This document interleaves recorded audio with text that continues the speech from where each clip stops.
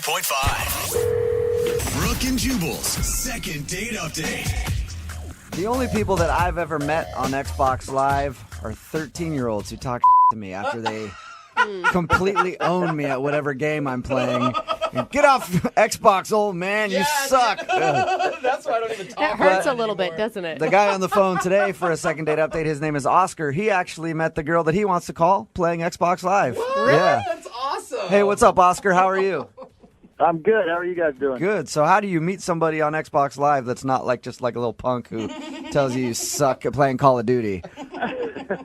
I was impressed. It was I was actually playing Medal of Honor, Okay. Nice. which is kind of close to Call of Duty, and you don't get a lot of ladies on there. Yeah. I bet. I don't even know really what you guys are talking about right now, to be honest.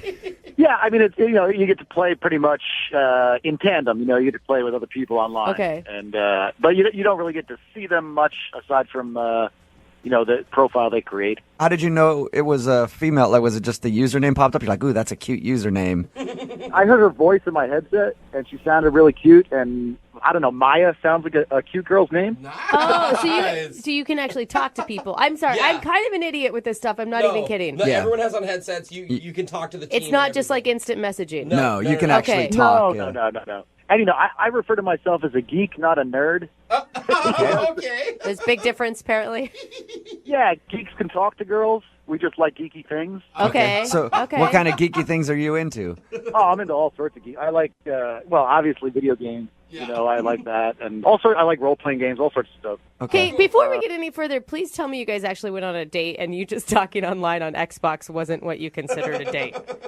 Oh, like I said, I got some skills. I can talk to girls. Nice. But yeah, we totally went on a date. Where'd you guys go when you went out? We went out to dinner. Not too fancy, but nice enough. You know what Okay. I mean? I didn't want to be intimidating and break out, the giant steakhouse or anything like that. Yeah. And I didn't know if she was vegetarian. So What was that like meeting her in person for the first time? it was great. I mean, she was super cute. Had kind of like a pixie-ish haircut, which I liked. Also got kind of like short hair. Okay. Were you really nervous? Not really nervous. I mean, I've been on dates before, but she was pretty cute. So I wouldn't say I was nervous, but I was pretty stoked and also a little. I didn't want to mess it up. How did the date go then? Did you guys have a good time? And yeah, it went great. Like the chemistry was there. She mentioned she plays D&D, which was an instant turn on. Dungeons Dungeons and Dragons, yeah. Dungeons and Dragons. All right. Yeah. So she's into all the same stuff you are then. Yeah, I mean, she mentioned that she's a 12th level elf. What? No way. Oh, man. Marry that girl. Put a ring on it. I don't know if you guys play or not, but to get to 12th level, you need to be invested in the game. You're not just a casual user, Okay. of Yeah. the game. I feel like you do, man. Every time I meet like a second level, I'm like, get out of here, chump. I'll waste my time with you. Yeah, no, I freaked out when she mentioned that she was like a 12th level elf. That's like in the industry of gaming, like that's known as a unicorn, like a girl that plays. Mm-hmm. So I was like, oh, I got a unicorn here. Like I was very impressed because I play. So if she's a 12th level elf, what are you? I'm a 15th level necromancer. Well, Oh, does that mean that you hook up with dead people? that's what it sounded like to me, too. Not a necro. You idiot. And the- It's kind of like a dark wizard. Oh, who sleeps with dead people? I got to get into this game. I haven't played it ever, You like but it. it sounds really interesting to me now.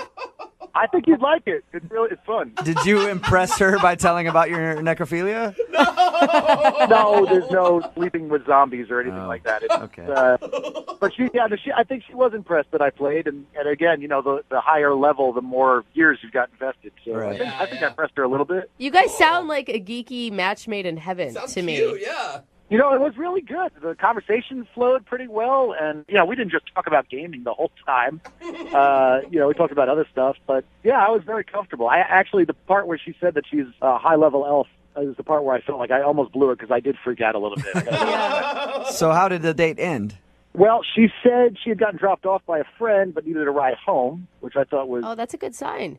yeah. And so, of course, I said yes.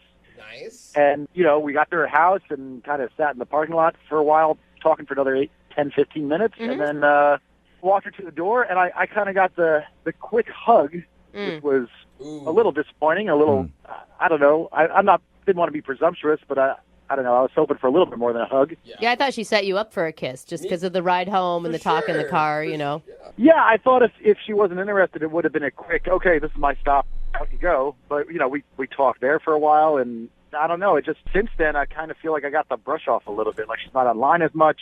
I mean, she didn't straight disappear. Right. Do you guys talk at all then? Have you texted with her, phone calls, anything? I've texted with her, but I also don't want to feel like a psycho stalker guy. But she's texted me back, but it's been a little cool, you know? Like, Yeah. I don't know. Do you think she's dating a lot? I mean, a 12th level cute elf, I would assume, would have a lot of options out there. It's possible, but I don't know. I feel like I went from having this, like, you know, charm spell on her to suddenly I've got this ring of invisibility. It's just not. Oh, man, now you're talking my language. Have you straight Totally up hear you. Have you straight up asked her out again, or you just think she's being kind of cold and distant? Yeah, I mean, I've asked her out again, but she always seems to be busy with something. Okay. You know? And I don't know. Maybe she is. You know, she did mention that she's fairly busy. It just feels like a brush off. I don't know. All right, cool. Well, we'll play a song, come back, call her, and get your second date update, okay?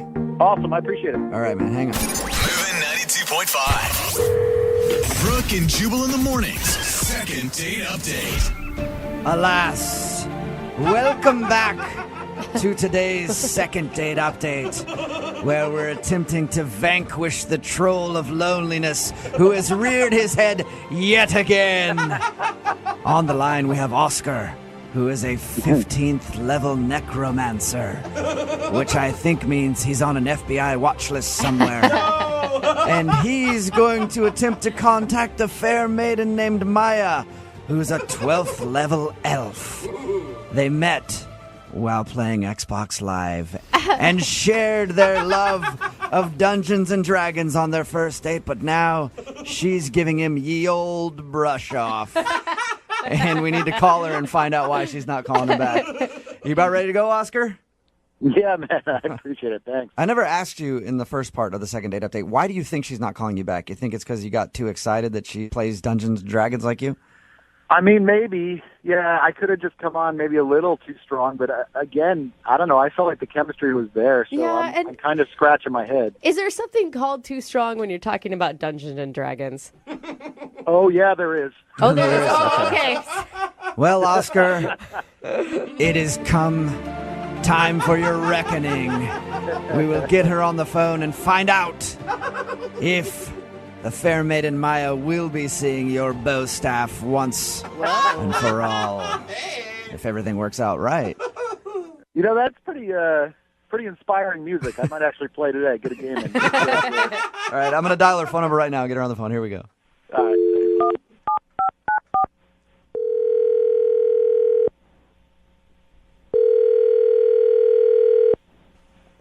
Hello? Hi, can I speak to Maya, please? Is this? Hey, Maya, how are you? This is Jubal from Brooke and Jubal in the Morning. It's a morning radio program. It's a radio show? Yes. How are you? I'm good. What can I do for you, radio show? Well, I'm calling you because a listener of ours recently emailed us about you, and he wanted us to get a hold of you because he thinks that you're brushing him off after you guys went on a date. Oh my God. I think I know what this is about. Do you? Really? I mean, I hope not, but Who would that be? What's his name? Oscar? Bingo! Oh. Oscar emailed us about you, and he said that he really enjoyed going on your date, and he's been trying to get you to go out with him ever since, but you're always like, I'm busy or whatever. Well, yeah. Okay, do you not want to go out with him again? Correct, yeah. I mean, I don't know. I can't believe he thought it would be wise to contact the radio station about this, but Well, he said that he just likes you a lot. It's a thing we do on our show all the time called Second Date Update. So let me ask you, was it weird actually meeting a guy off of Xbox Live? I hadn't met anybody through Xbox Live before, so I mean, like, I feel like it's just as weird as anything else, but, you know, it was a public place. You know, that wasn't that wasn't the problem. What was the problem? So he's dropping me off at the end of the night. We're, you know, in my parking lot of my building and, like, just chatting and, like, honestly, like, I'm feeling it and I'm kind of waiting for him to go in for a kiss. Right. Oh, okay. Instead of that, he goes, "Can I show you something right now?" That's something that could go one of two ways on a first date, Exactly. either good or very, very bad. Exactly. What was it? He starts to take off his shirt. What? Nuh-uh. Dang, bro. I mean, I couldn't make it up if I tried. Like, he starts to take off his shirt, and I'm like, whoa, whoa, whoa, whoa, whoa, whoa, whoa. Not that kind of girl. Like, what are you doing? And he's like, no, it's cool. Like, just trust, like, I'm not being creepy. Like, just trust me. And shows me on his arm this huge Iron Throne tattoo from Game of Thrones. Wow. Oh, Okay, so okay. like that iconic Game of Thrones Chair. chair like thing. The Iron Throne. Okay. Okay. Cool. Like, Why- whatever. Why couldn't he just roll up his sleeve to show you an arm tattoo? Oh, Why you did know he have to why. get half Well, naked? well, just you wait. Uh-oh. Because that was just the tip of the iceberg. Then he shows me on his pec Gollum from Lord of the Rings face. My precious. Okay. Okay, so you turned like off the by that? ugliest character of all time. Yeah. Do you not think that's weird? Like a Gollum tattoo on someone's chest? I don't know. For most people, I would think it was weird, but we talked to him, and the way he was talking about being into Dungeons and Dragons and stuff, I could see him having a tattoo like that. Have you seen Gollum? Yeah, I have. One of the ugliest faces. Okay. You're just saying maybe you couldn't Gandalf? want to make, eye contact with. Think about missionary with Yeah, that's that. exactly where I was going. I mean, come on. And then that's not even it. We're not even done there. Oh, no. Then he goes, "Oh, but wait, you haven't even seen the, what did he say? Pièce de résistance." Oh, Whoa. what is that one? That is his entire back, which is the entire cast of Harry Potter. Shut up. Harry Potter back guy? Yes, you may be familiar with the children's novel series Harry Potter. I'm a little familiar. Yeah, I've heard a thing or two about it. Kind of legendary. Yeah, it was all over my date's back. So yeah, I haven't called him back. Oh. I've been polite to him. I haven't completely blown him off, but like, I can't see getting frisky with Harry and the crew. But you gotta understand, I mean, from his point of view, you're a girl who's like a 12th level elf. Like, he probably thought that you would be into all of those. I'm also a woman with a woman. Okay. All right. So you just couldn't get down with all of the tattoos that he had: the Harry Potter tattoo, the Game of Thrones tattoo, and the Lord of the Rings tattoo. And busting them out on the first date in the car. I Hey, mean, Maya, thank you for being honest. I appreciate it. Now I feel like I have to be honest with you about something. okay. Oscar is actually on the line listening and wants to talk to you. No! Are you kidding me? Sorry. No, I'm not. Oh my god! I had no idea that was going to freak you out. Oh my! I'm sorry. I didn't mean to make fun of you on the radio.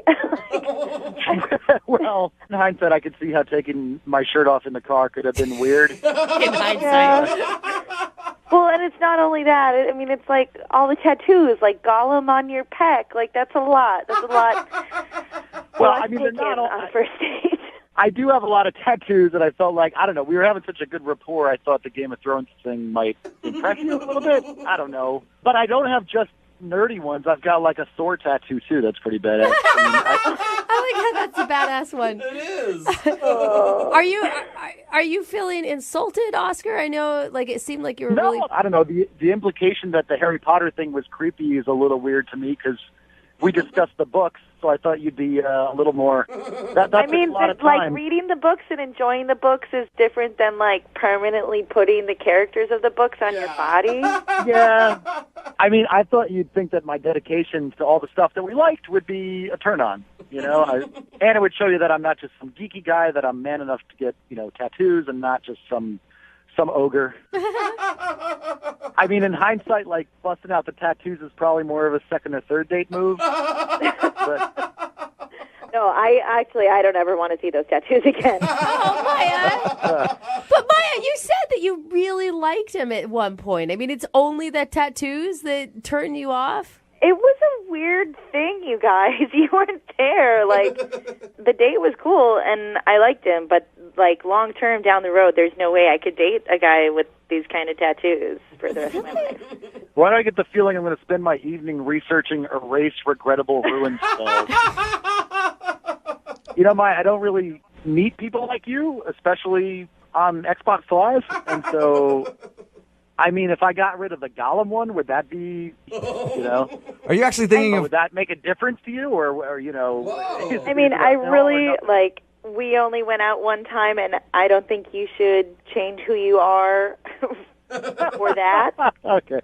I appreciate the thought, but, like, I mean, I'm sure you're going to find the girl who loves the Gollum man! you. All right, I know what that means. All right. Are you sure, Maya? Hey, Maya, we'll pay for a second date if you go out with him again. We won't pay for the tattoo removal, though. I mean, I think we could probably be great friends. I mean, we really did have a great time, and, like, I'd hang out again. But... Friend zone, no. Yeah. Oh, my God. Well, Oscar. hey, Oscar, not a successful second date for you, man. I'm sorry. I think I'm going to just pick up my staff and go home. Yeah, you should. Brooke and Jubal in the morning. Text in at 78592 that says, "Aw, he seems so sweet and nerdy. She should have given him a second chance." It's Brooke and Jubal in the morning talking about today's second date update. A guy named Oscar wanted to call someone named Maya to find out why she wasn't calling him back after their date. They met online playing games. They're big gamers. Yeah. And they bonded over that. But we got her on the phone and found out the reason she wasn't calling him back is because he's a little too into the fantasy world. He has tattoos of Gollum from Lord of the Rings. He has an entire Harry Potter tattoo on his back. Epic. Yeah. All of the people from Harry Potter tattooed on his back. And she just couldn't imagine herself being intimate with the guy and having to look at Gollum's face, which I guess I can understand. Yeah, I mean, on the face of it, you're like, oh, that's kind of shallow, but I'm not the one that has to make eye contact with Harry Potter on a daily basis. Yeah, my precious. We get a lot of really creative ideas for dates Yeah. when we do these second dates. And today we have another creative idea. It's from a dude named Spencer. He emailed the show for a second date today, and I read his email, and his date was creative. He planned to bore his date to death. What? At least that's what it sounds like to me. Oh, okay. Boredom, a boredom date. Who knows, you know? People get bored enough, they might hook up with you just to do something. Okay. You know? Just out of Last sheer resort. boredom. Oh my gosh. Hey, Spencer, how are you? I'm doing good, but I don't know if that's a fair assessment of the date. Well, it never Well, is when yeah. it comes from Jubal, just so you know. Yeah, honestly. Yeah, we'll get another assessment from everybody else in a second. But first of all, what's the girl's name that you want to call today? Her name's Mary. Mary, okay. And why don't you tell everybody about your very boring date with Mary? Well, my creative date with Mary There you go, Spencer. was, thank you, yeah, it was something I thought it'd be different. I decided we'd go to a used bookstore, kind of pick out books for one another based on... Oh my gosh, Jubal. Sorry, Spencer. People act, I mean, I know it's hard for mean to you to interrupt believe, but some people actually like reading. You should try it. You should try it. I should try it, but I can't because I don't know how. Thanks for throwing that in my face, Yeah. Spencer. Okay, so you went to a used bookstore.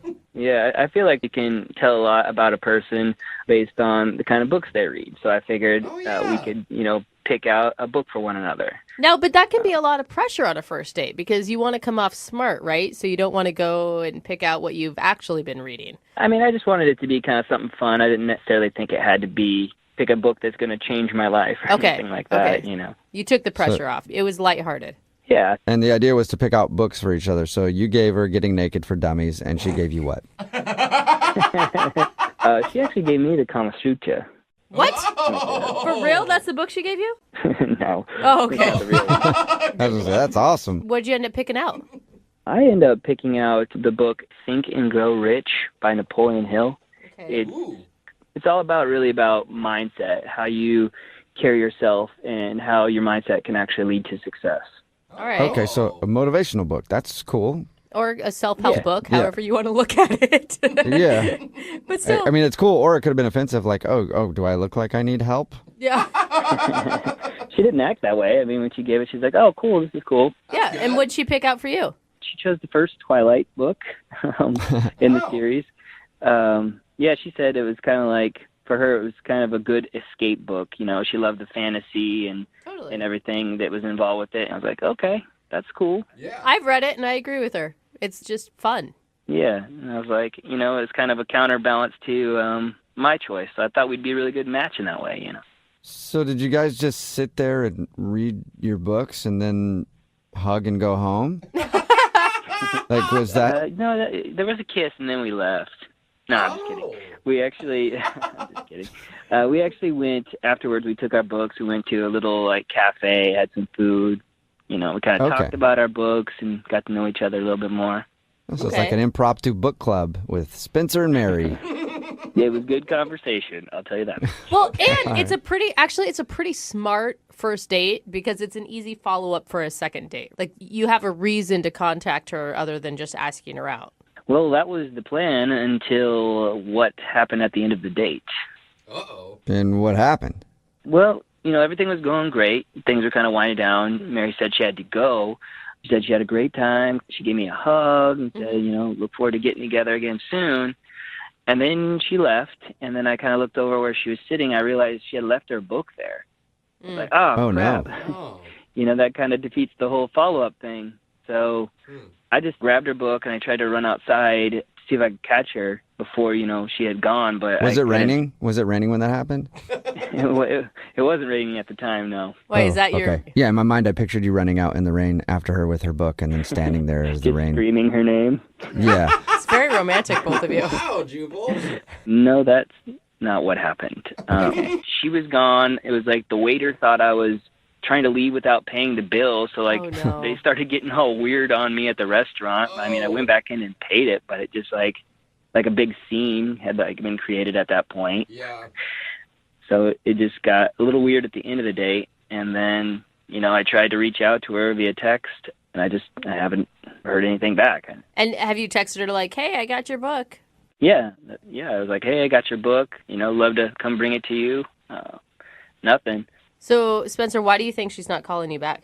Honestly, the only thing I can think of is maybe the date was too creative, and she just maybe fell for me real quick and just she doesn't know how to handle it. Really? That's Could be. Yeah. Yeah, She could have fallen in love and just not comfortable with it. God, between you and Spencer, you guys really have this romance novel thing handled. Yeah. I mean, with these two storylines. There's a lot of optimism. Uh-huh. Yeah, I'm an optimistic person, and that's just why, kind of why I contacted you guys. I feel like, we get her on the phone, and I feel like the truth will really come out in that moment that we can have another date. Okay. All right. Well, we'll play a song, come back, and then get chapter 2 of your second date. Thank you, guys. Appreciate it. Yeah, man. Hang on. It was a dark and stormy night. Ooh. And it was a dark and stormy night. Okay. All right. When it was a dark and I'm never gonna make it in this business. You're not going to make it I'm past sorry, a couple of words. I'm having intro block. I can't think of how to intro this segment correctly. It's kind of like writer's block, and since we're talking about books, I guess it makes sense, Spencer. You've gotten in my head. Well, it wasn't actually dark or stormy, but... Well, okay, so now even the beginning of my intro is screwed up. The few words that I had right before I got intro block, Spencer. Sorry about that. Hey, Spencer's got date block. That's much worse than intro block. Yeah. There's another term for that. No, okay. If you're just tuning in, Spencer is on the phone for a second date. He actually took a girl named Mary out, and they went to a bookstore, and they both got books and recommended them to each other. Then they went to a cafe to eat and talk about those books. But at the end of the date, she took off from the restaurant and left her book behind, and Spencer hasn't heard a word from her. We're about to get her on the phone and find out what happened. Anything else you want to say before we do that, Spencer? I mean, it's just, we had a really great time. She's awesome. I don't know what happened. We really kicked it off, and I really kind of want to find out what the deal is, why she hasn't responded. And I feel like if she thinks that date that you took her on was boring, then good riddance. Because that's an awesome date, man. Thank you. You're welcome. Yeah, for like a 90-year-old. They would love it. No! So, It's... All right. all right, I'm going to dial her phone number right now. Here we go.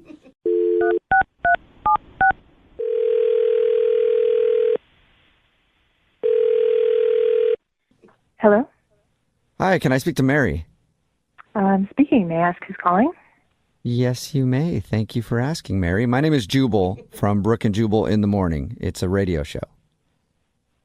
Okay. Are you guys doing like a fundraising thing or something?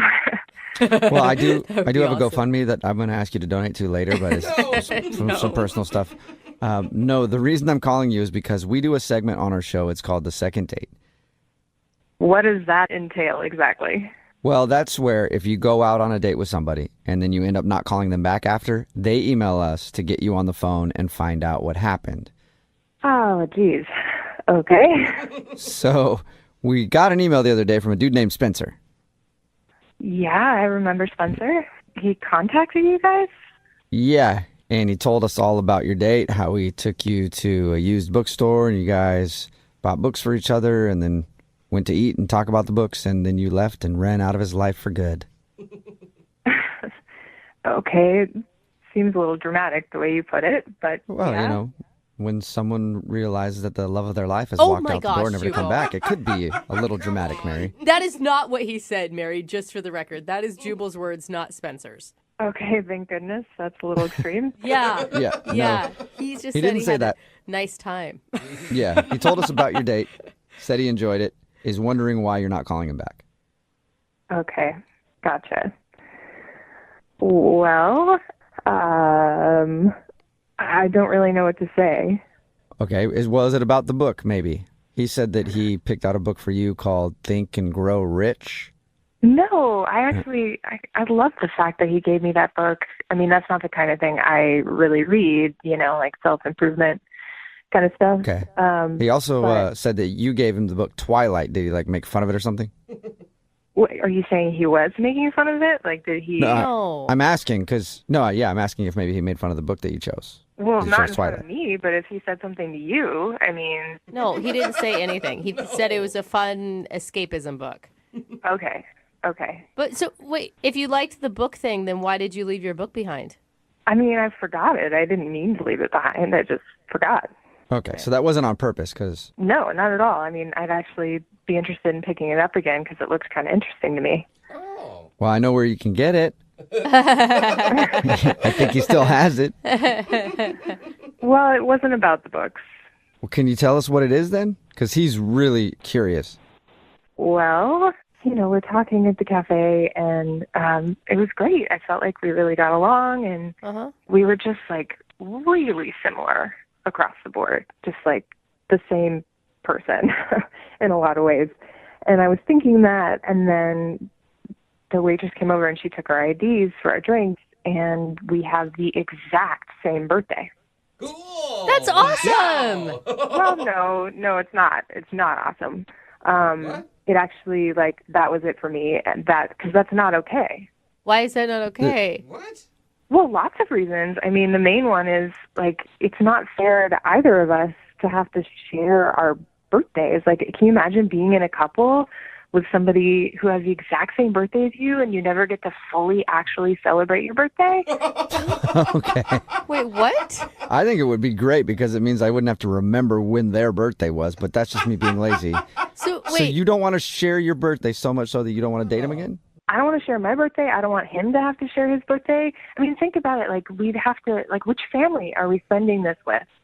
It's one of the best days of our year, and it gets watered down. I mean, no. Okay. But it sounds like you Okay. guys connected on so many levels, and it seems really silly to drop all of that just because of a birthday. No, we connected on too many levels. I mean, think about it. We're the exact same astrological sign, too. That's going to clash at some point. There's going to be no variety in the relationship. It's too much. It is crazy that you guys have so many similarities, same birthday, same kind of likes and dislikes. You're both on the phone right now. That's another weird one. What? Oh, yeah, Spencer's actually on the other line listening and wants to talk to you. Yeah. No, he's not. Do not tell me that right now. Yes, he is, so I have to tell you that right now. Spencer? Hey guys, how you doing, Mary? I can't believe this. Hi, I guess. Are you being serious about all this? Yeah, I'm serious. It's just how I feel about it. I mean, think about it. It's one of the best days of your year. And if you can't really celebrate it, what does that mean about your life? Oh my God, Mary, wow. It's just so weird to me that, like, this birthday thing is such a big hang-up. I mean, has this happened to you, like, other people you went on dates with or something? No, I mean, not with someone I was dating, but, like, back in middle school, I had the same birthday as another girl in my class, and they sang happy birthday to both of us, and it was horrible. Oh my God. This is some, like, deep-seated issues, Mary. Scarred. It's very special to me. I don't care if you're making fun of it. It's an important thing in my life. I mean, I don't even know how to respond to that. I mean, our date was amazing. Like, we were laughing and, like, chatting the whole time. It was, like, no silence. Yeah, I mean, don't take it personally. It's not your fault that you were born on my birthday.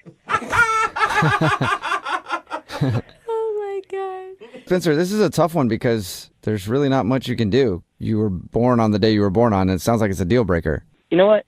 My birthday isn't as big of a deal as sounds like it is to you, Mary.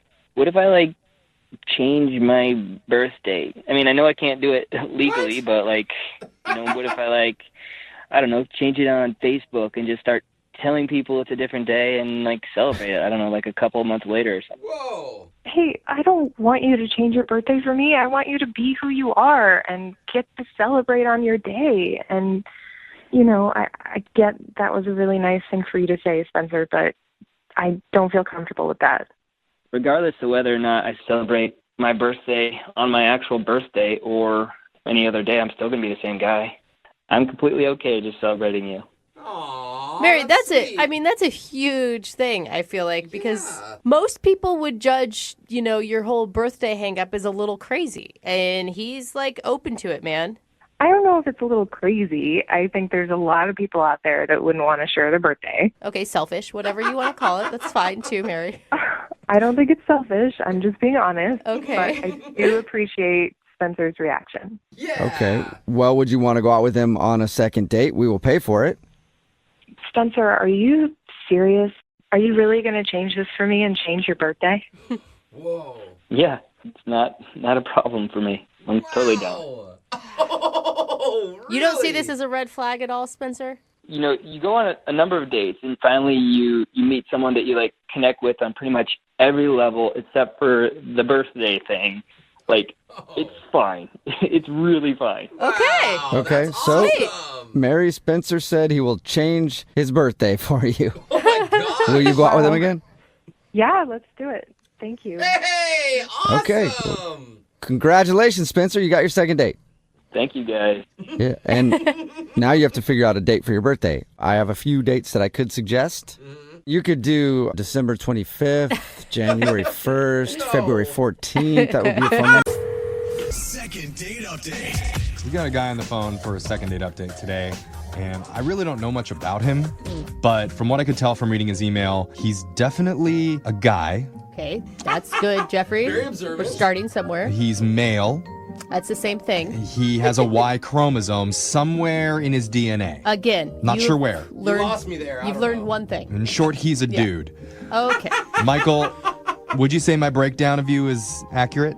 That's a pretty accurate assessment, sure. Yeah. I don't know. I heard his voice. I think it's questionable. I mean, I'm pretty good at reading people, gotta say. There might be an extra chromosome in there somewhere, but I don't know. Oh, man. Can we get one more fun fact other than you're a dude, Michael? My favorite color is red. Oh, wow. We're really peeling back the curtain on this one. What more do we need to know about him? I already knew that, I could tell. Yeah. So, my masculine friend, tell me about the lady that you want us to call today. What's her name?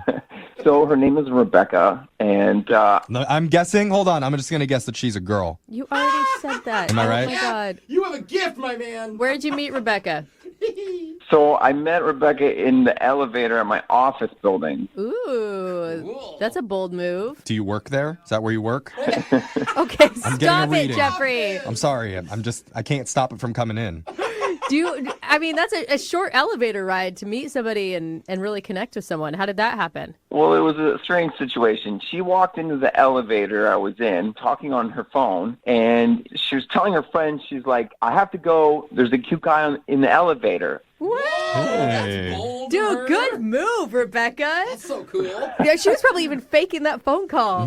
Like, that's a baller status move. That's really Well, smart. there's more, because before I could say anything to her, she turned to me and she was like, sorry for lying. I just wanted to get off the phone with her. What? Oh, no. That hurt. She Dude. lied? Yeah. Oh my God! In 1 second, this woman built you up and then broke you down. Yeah, just kidding, Ugly. Yeah. What'd Wow. you say? Stung a little bit. I was like, ouch, and she apologized. She smiled and just kind of like got off on the next floor. Wow. Okay, so So, that's quite a romantic encounter. Build you up, choke you down, have a good day. Well, there's more. Okay. So the next morning, I waited in the parking garage until I saw her park her car. okay, creepy. Oh, I creeped a little bit. What am I going to say? I pretended to be on the phone, and I got in the elevator right after her. Then once I got on, I said out loud, sorry, I can't talk. There's a girl in the elevator that has the hots for me, but she's too embarrassed to ask me out. Oh! Snap! That was Dude. amazing! Bro, I would have kissed you right Oh now. my God, I'm Okay. actually bowing down. mad props on that one. That That's was smooth. good. That is a So smooth good. move. I thought it was creepy you were waiting for her. Now I get it, though. Redeemed yourself with Yeah. that. And I assume she loved it as much as we did. Yes, she laughed, and she gave me her number right after, and she told me to call her. Perfect. Dang. Dude, I'm high-fiving you I through the know, microphone I am right too. now. I got to take notes on this. Good job. Yeah. So how was the date? Where'd you guys go? So, yeah, we went to a Mexican restaurant for dinner, and we agreed to check out some of their salsas. So she tasted a little bit and said it was kind of hot. Thinking I was being macho, I, put a ton on my food. Oh, no. And it was a lot worse than I thought it would be. Couldn't handle the spice. Yeah, I could not handle the spice. I started sweating through my clothes. My eyes were tearing up. Oh my God, you just powered through your meal even though you couldn't eat it? I was trying, but I was also crying at the same time. And she even asked me, are you crying? And I said, no, it's just the salsa making tears come out of my eyes. Oh, God. So you're bawling in the middle of a Mexican restaurant while on a date. It was not a good look. And when your mouth is on fire like that and your innards are burning, it's really hard to concentrate on anything else. And probably really embarrassing for her to have to sit across from that. Were you able to have a conversation? Not really. It was bad. People were looking at us. Oh, that bad. And, they thought I was a crazy person or I think people thought that we were breaking up or something, I was being broken up with and I was crying. I don't know what they thought. He's sweating just as much as he's Oh my crying, though. God. This is sad. It's a great image, though. Oh my God. But I love to sit next to couples like that because it makes your dinner so much more fun to eavesdrop and try to figure out what's really going on. Were you able to save this? Oh, I wouldn't say that, no. That's probably why you're calling us. What happened? She eventually just said, I'm sorry, but I'm running late. I have to get home. And she helped me order an Uber, and, because I couldn't see straight. And she said, I hope you feel better. And I almost crapped my pants in the Uber. Oh, dude. Almost is a key word there, though. Yeah. Good on you, man. Good on you. Funny side to everything, I guess. Yeah. So have you tried to call and apologize and explain it all? Yeah, I've reached out and haven't heard anything. Yeah. And I don't want to wait for her in the parking garage again. That'd be probably creepy. You know what? I appreciate that you realize that, and you'd be surprised to know how many people don't. Yeah. Just every day now, just waiting. I think that's a quitter's attitude, and you should try. Okay, Jeffrey. I'm at a loss here. I really screwed up, and I'm hoping you can dig me out of this hole. I think we can. I think that you can recover from this. We can come back from bad salsa. We can do this. All we have to do is play a song, we'll come back, and then we'll call her for you and try and get in the second date, all right? All right, I'm psyched. All right, hold on. 2.5. Second date update. We're in the middle of a second date update with our suave new friend, Michael. Oh, yeah, Michael. He may have delivered the smoothest line we've ever heard on our show. Seriously? I agree with that. Smoother than a gallon of buttermilk going through a hound dog. Just What? silky smooth. What is that analogy? Has that ever been said before? We're Now chunky. it has. That Now is it has. very chunky. Basically, a girl dissed him on the elevator, so he waited till the next day, pretended to be on the phone, and said, "Hey, I need to hang up. There's a girl here who has the hots for me, but she's too afraid to ask me out. It still gets me. And it worked. Damn, it's good. Dude, so many people are copying that move. Oh, man, I can't wait to see someone in the elevator today. I have a husband, and I'm going to do it. It was so amazing. It got him a date with a girl named Rebecca. But everything went downhill when they went to a Mexican restaurant and Michael put too much spicy salsa on his food. Yeah, he said he grabbed the hottest one, like a challenge. Yeah, did a little macho move and it didn't go well. So she ended up putting him in an Uber and sending him home. Now, to add insult to injury, Rebecca's not calling him back either. So, Michael, you ready to do this? I'm ready. God, Michael, what were you thinking? No woman on the planet has ever said, now I like him because he likes hot salsa. Like, it's not a thing for us. You know, the man brain does what the man brain does. Yeah. I agree, dude. You're trying to show off. You are good with the one lines, you know? So how are you feeling? Are you excited? I'm nervous, excited, yeah. Hoping it'll go well. I'm very hopeful on this one. That makes one of us, at least. Oh, okay. I'm just kidding, Michael. I think we do have a shot at getting another date with this one. Yes. All right. Just don't eat any salsa before we call her, okay? Well, I'm swearing off salsa for the rest of my life. All right, good man. So I'm going to dial the phone number right now, and we're going to try and get your second date update, all right? All right, let's do it. Okay, here we go.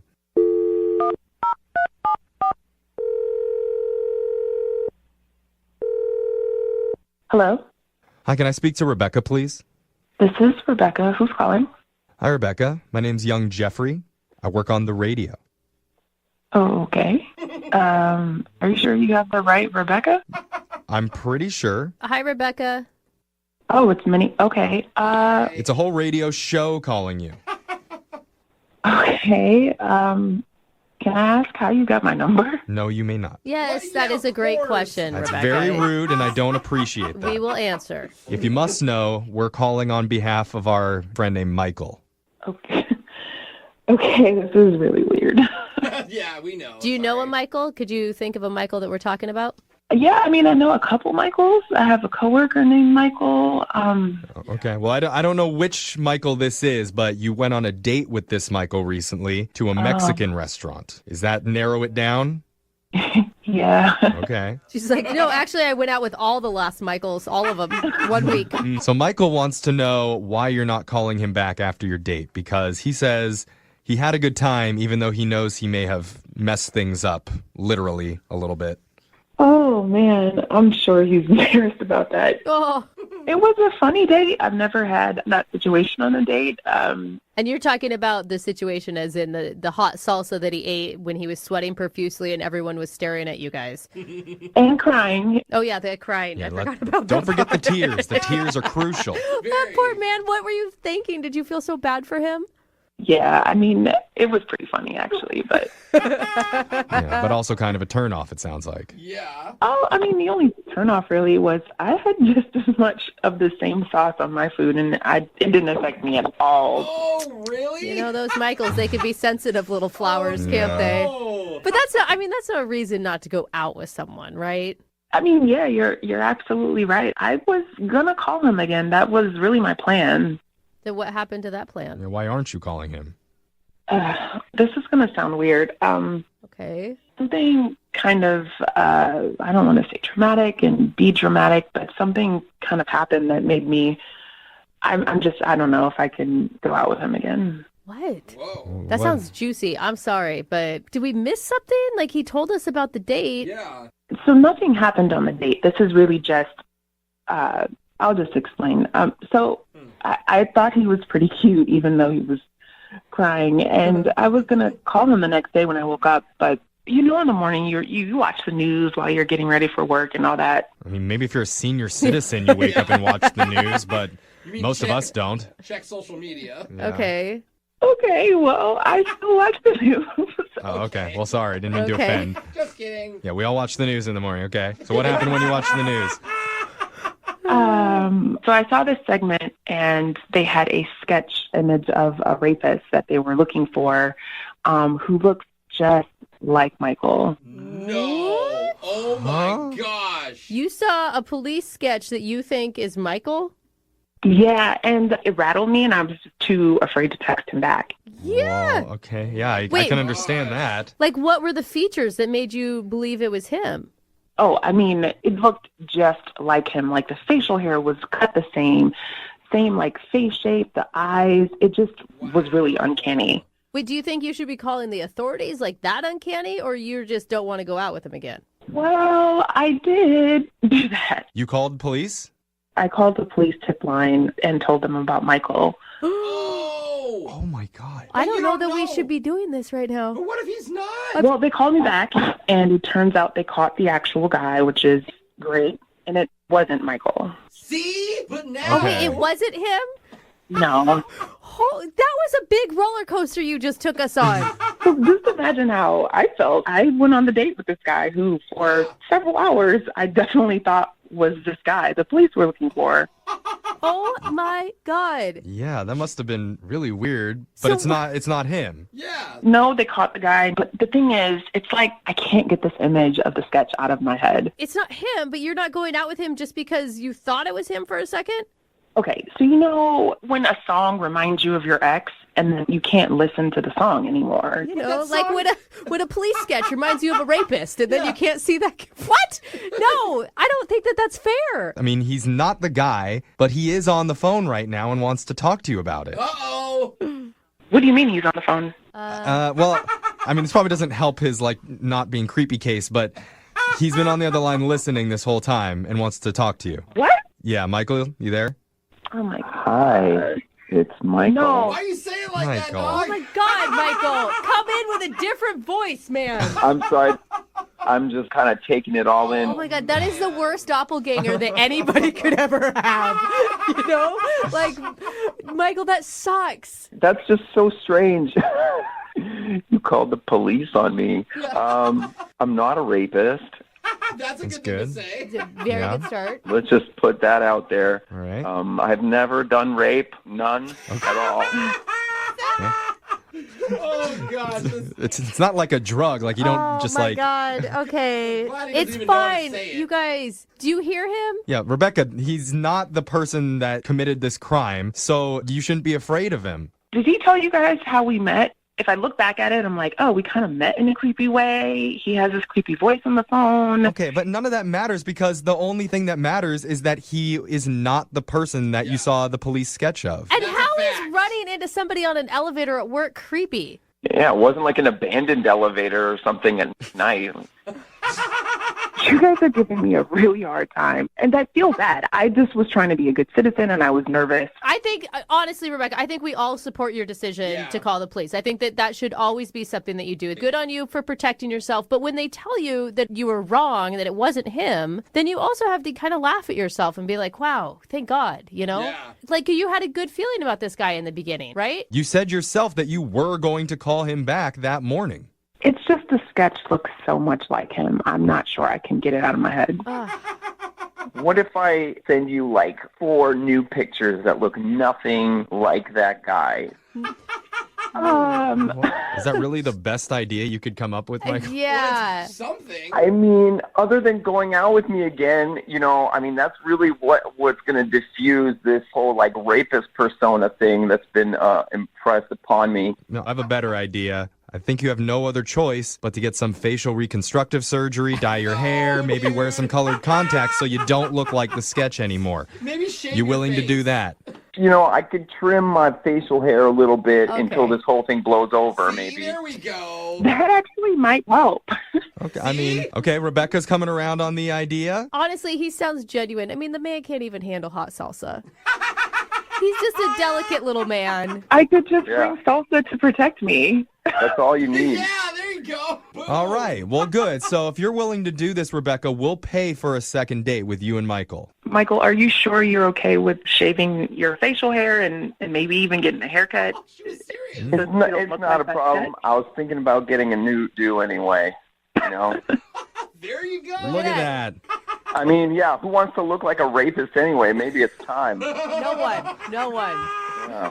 Wow. All right, so successful second date update. You guys are going out one more time. Yeah, we did it. All right. Let's just make sure that wherever we go, there's no TVs in the bar so nothing pops up on the screen. How many criminals can look like you, Michael?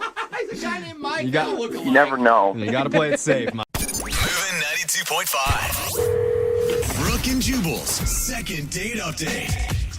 The guy in today's second date update exchanged bodily fluids with his date, and they didn't even really touch. Whoa, I am what? so confused. Or impressed. Impressive. Okay. Yeah. His name is Justin. Justin, what's up, man? What's going on, guys? How you guys doing? Not too bad. Probably better than you. I read your email, and something that just sounds disgusting happened on your date. I mean, I guess it's all in perspective. I'm honestly amazed that you're still standing right now, because if what happened to you happened to me on a date, I probably would have doused myself in gasoline and set myself on fire. Just Wow. so gross to Pretty me. extreme. Oh my God. What happened? This is killing me. What happened? So I met this girl named Ashley on a dating app. Okay. And I just thought she was just gorgeous. And, I'm not the most attractive guy in the world, but I consider myself an equal opportunity brother. So I reached out to her, and we got to talking, we got to flirting. I was like, oh, man, she's kind of feeling me, I guess. So she decided to meet up with me. Okay, this all sounds great so far. Yeah. So we decided to meet up at this bar. And we get there, of course, she's just drop dead gorgeous as she was on her profile. I mean, I'm laughing, she's laughing, we're having a great time. And she gets to telling me this story, and out of nowhere, just a smidgen of spit flew from her mouth to my lip. Okay. Oh. You guys, that's not that gross. That is not set yourself on fire gross. To me, that is disgusting. I've had that happen to me before, and it grosses me out so much. Are you kidding me? You're going out on a date with someone that you potentially want to sleep with, and you're grossed out by a little spittle hitting you in the face? Yeah, when it's not the right time to spit in somebody's mouth, it is the worst. I agree. It kind of took me by surprise. I agree. So wait, that's it. She spit on you a little bit while she was talking? Well, I mean, that's the thing. Like, it happened, and, I'm stuck in that dilemma of, like, oh, my gosh, should I say something or shouldn't I? And she's just carrying on like nothing happened. So I'm the type of person, I don't hold back. I'm very direct, and I call her on it. I say, hey, look at this. You spit on my lip. And she's kind of blown away and tries to laugh it up. I can tell she's embarrassed, and so I'm not a jerk. So I kind of tell her a similar situation that happened with me, and I guess we made up, and she was happy and I was happy, and it was all good. But yeah, that's exactly what happened. So how did everything go after that? Oh, I mean, it went great. I found out a lot about her. She tells me she's an interior decorator, and I tell her, well, you know what, I don't live too far from here, and I can actually use your expertise at my place. Smooth. I'm sure she's never heard a guy try that before. Right. So, of course, Brooke, you're right. I'm sure she took it as a pickup line, and I kind of went into explaining, like, no, really, I really need help. You know what I mean? I need a woman's touch around my place. And even that didn't sound right. That came off wrong. So, long story short, I ended up, we ended up going back to my place, and she agreed that my place needed a little sprucing up, and she can probably help me out. So she gave me some tips and saw some potential in my place and in me, by the way. And so I walk her down. The night is ending. I walk her down, and she gives me a kiss. And at this point, I'm like, wow, this is it. You know what I mean? Did you call her out for the spit on that too? Exactly. How dare you? No, I didn't call her out for that. No, I didn't. Okay. So wait, so she kissed you, and then did you guys make another date? Because all this still sounds great to me. What happened is like the night ended well, and I'm thinking, like, this is great. Obviously, we're gonna probably go out again, but one day turns to two, and two turns to three, and I haven't heard anything from her. I've tried texting her. I've tried emailing her, letting her know, hey, what's going on? We had a great time. Can we hook up again? I tried everything, and it's just, there's nothing. Okay. Nothing. You don't think your place was like so disgusting that she doesn't want to see you again because of that, do you? No, of course not. I'm a bachelor. You know what I mean? I'm trying to get a woman in my life. I don't want to remove them from my life. That would be gross. Okay. All right, cool. Well, we'll play a song, come back, and call her and get your second date update, all right? All right, cool. That works, man. I really do. Honestly, guys, I'm not kidding around. I've reached out. I really hope we can get in contact with her, because I would like to know what happened. I would honestly like to move forward with Ashley, because I think we had a lot in common, and I think we will make some very, very beautiful babies together. Whoa. Okay. There you go. Maybe don't tell her that when we talk to her. Save that for another day. All right. We'll do it right after this, man. Hang on. Moving 92.5. Brooke and Jubal in the mornings. Second date update. If you're just joining us for today's second date update, Justin is on the phone and he's very confused because he swapped spit with his date quite a few times, one by accident, and then they did kiss at the end of the evening, and now he's not getting a call back. And he doesn't know why. He went out with a girl named Ashley. They went to a bar, and while they were there, they were talking, and she had one of those moments where, like, spit flew off her lip and landed on his. And then he called her out for it, and they had kind of a laugh about it, and he thinks maybe that was awkward. But then they went back to his place, hung out for a little while, and ended the night with a kiss goodbye, and now she hasn't talked to him at all, so he's wondering what could have gone wrong. Justin, are you about ready to go, or do you need some extra spit on your lip to get this thing going? I mean, extra spit would be nice. Anything would be nice, but yeah, I don't know what's going on. I mean, okay, where are you at then? Because I can come down there and spit on your lip if you need to. not you, thanks. I appreciate the offer, but no. All right, cool. You said you met her on a dating app and that you maybe weren't as good looking as she was. Do you think that you could convince her to go out with you again despite your looks? I mean, I don't even think that was the case because she went out with me the first time. So apparently, there was something there. Okay, we'll see if she'll go out with you despite the fact that you are horribly unattractive. That's not true. All right, I'm going to dial her phone number right now. Let's see if we get her on the phone. Here we go.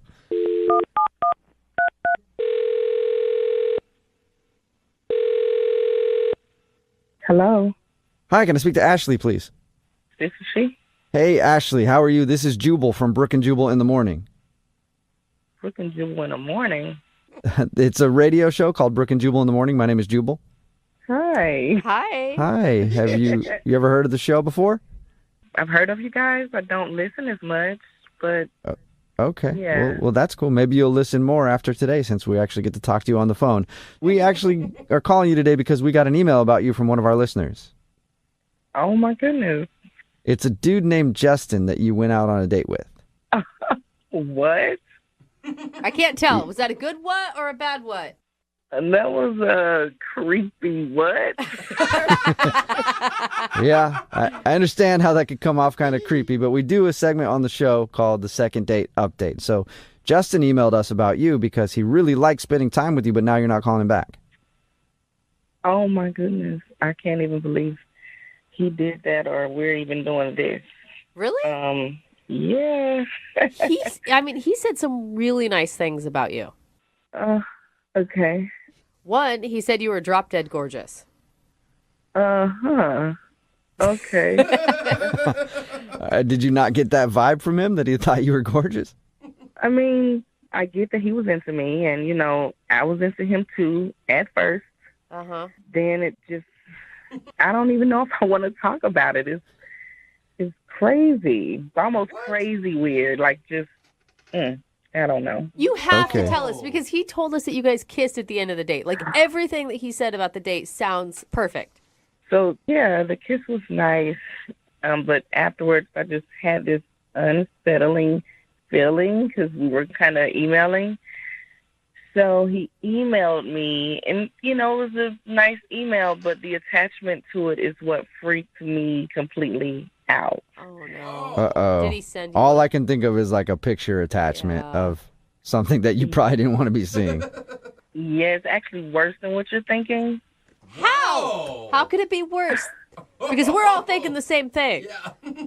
Yeah, no, not that at all. So it was a picture of us in his living room on the night that I was there. Like, it was almost like a hidden camera. What? Whoa. Whoa. Hold on. Yeah, and it was a little caption there just, saying how he wanted to go out again, and he had a great time. And I'm thinking, wait a minute, you filmed us? Is this something that you do?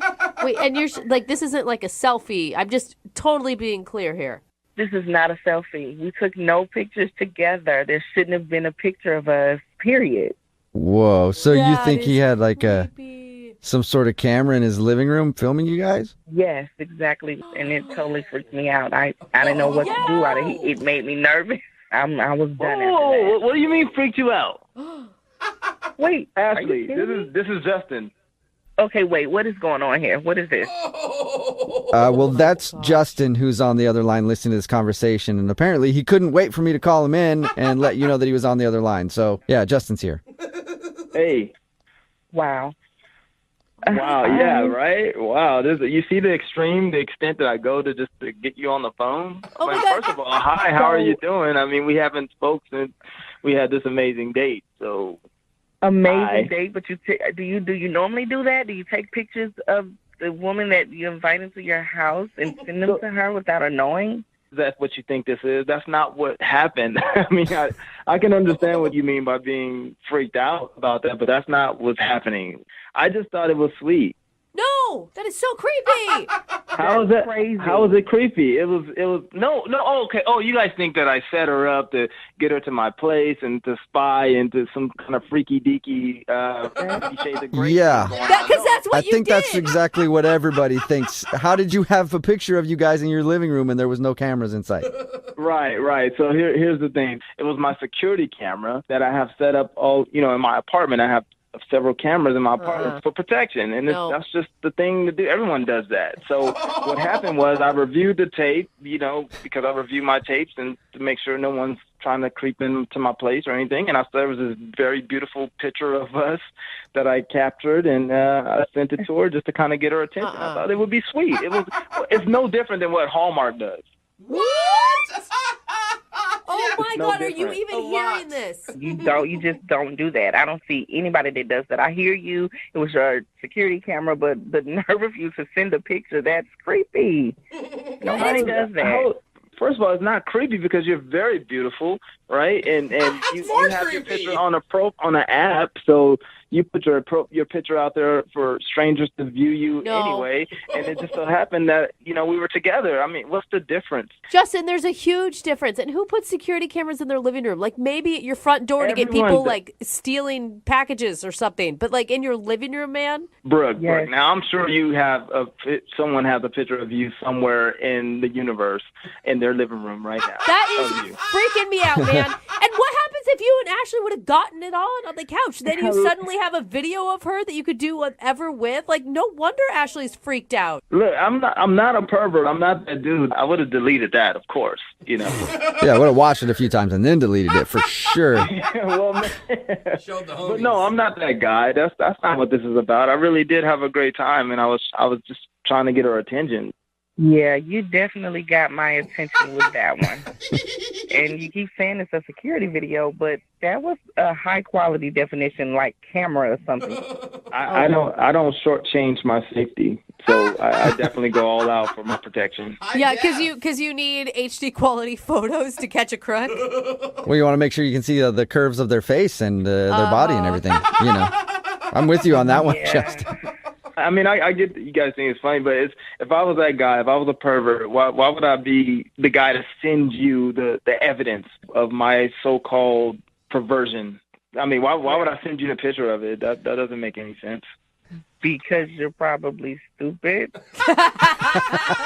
No. Hey, she has a point. That's how most criminals get caught. Oh, no. It's true. I'm not a criminal, I'm not a pervert, and I'm definitely not stupid. Well, you did send that picture to her, and no matter what, that's a pretty stupid move. Yeah. You have to know she would be creeped out by that, Justin. I didn't know. I thought it would be sweet. I thought if she can see her and I together in that moment, she would be able to live out what was in my head. Yeah, from your 42-megapixel camera that's hidden somewhere in your living room. Brooke, just calm down. Like, you're supposed to be helping me right now, and you're not doing your job. Well, I'm thankful that she's helping me out right now. I'm the one who needs the help. Well, I think I'd like to help both of you out. Ashley, would you be interested in going on a second date with Justin? We will pay for it. Oh, my goodness. I'm nervous about that. He makes me nervous. Look, Ashley, here's the thing. We have an opportunity to go out again. Like, I wasn't trying to set you up for anything like that. It was my security camera. I probably just forgot it was on. I'm so used to it. It's just the thing I do. I have it on. And I guarantee you, if we go out again, we'd have an amazing time. You had an amazing time with me on the first date. Did you or did you not? You're right. Right, exactly. Right. So let's let bygones be bygones. Ooh. Let's let selfies be selfies, and let's just go out again and try this thing again because I really like you. He's convincing. Oh, that was pretty convincing. That was pretty sweet, Justin.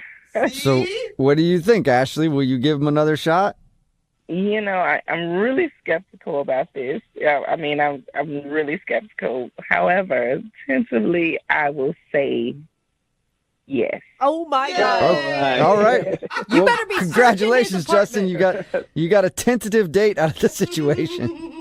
Thank you, Jubal. I should say, Brooke. We're working on you right now, but thank you, Jubal. Thank you guys. Thank you, Ashley. Thank you, America. God bless America. Yeah. God bless America. Ashley. We'll let you guys work out the details. Update us on how it goes. And Justin, don't show up to that date with like a GoPro on your head, okay? All right, sounds good. And Ashley, congratulations to you. You just scored a date with a pervert. No, don't say that. Brooke and Jubal in the morning. After response from today's second date update, I am not going anywhere ever again out in public, staying home.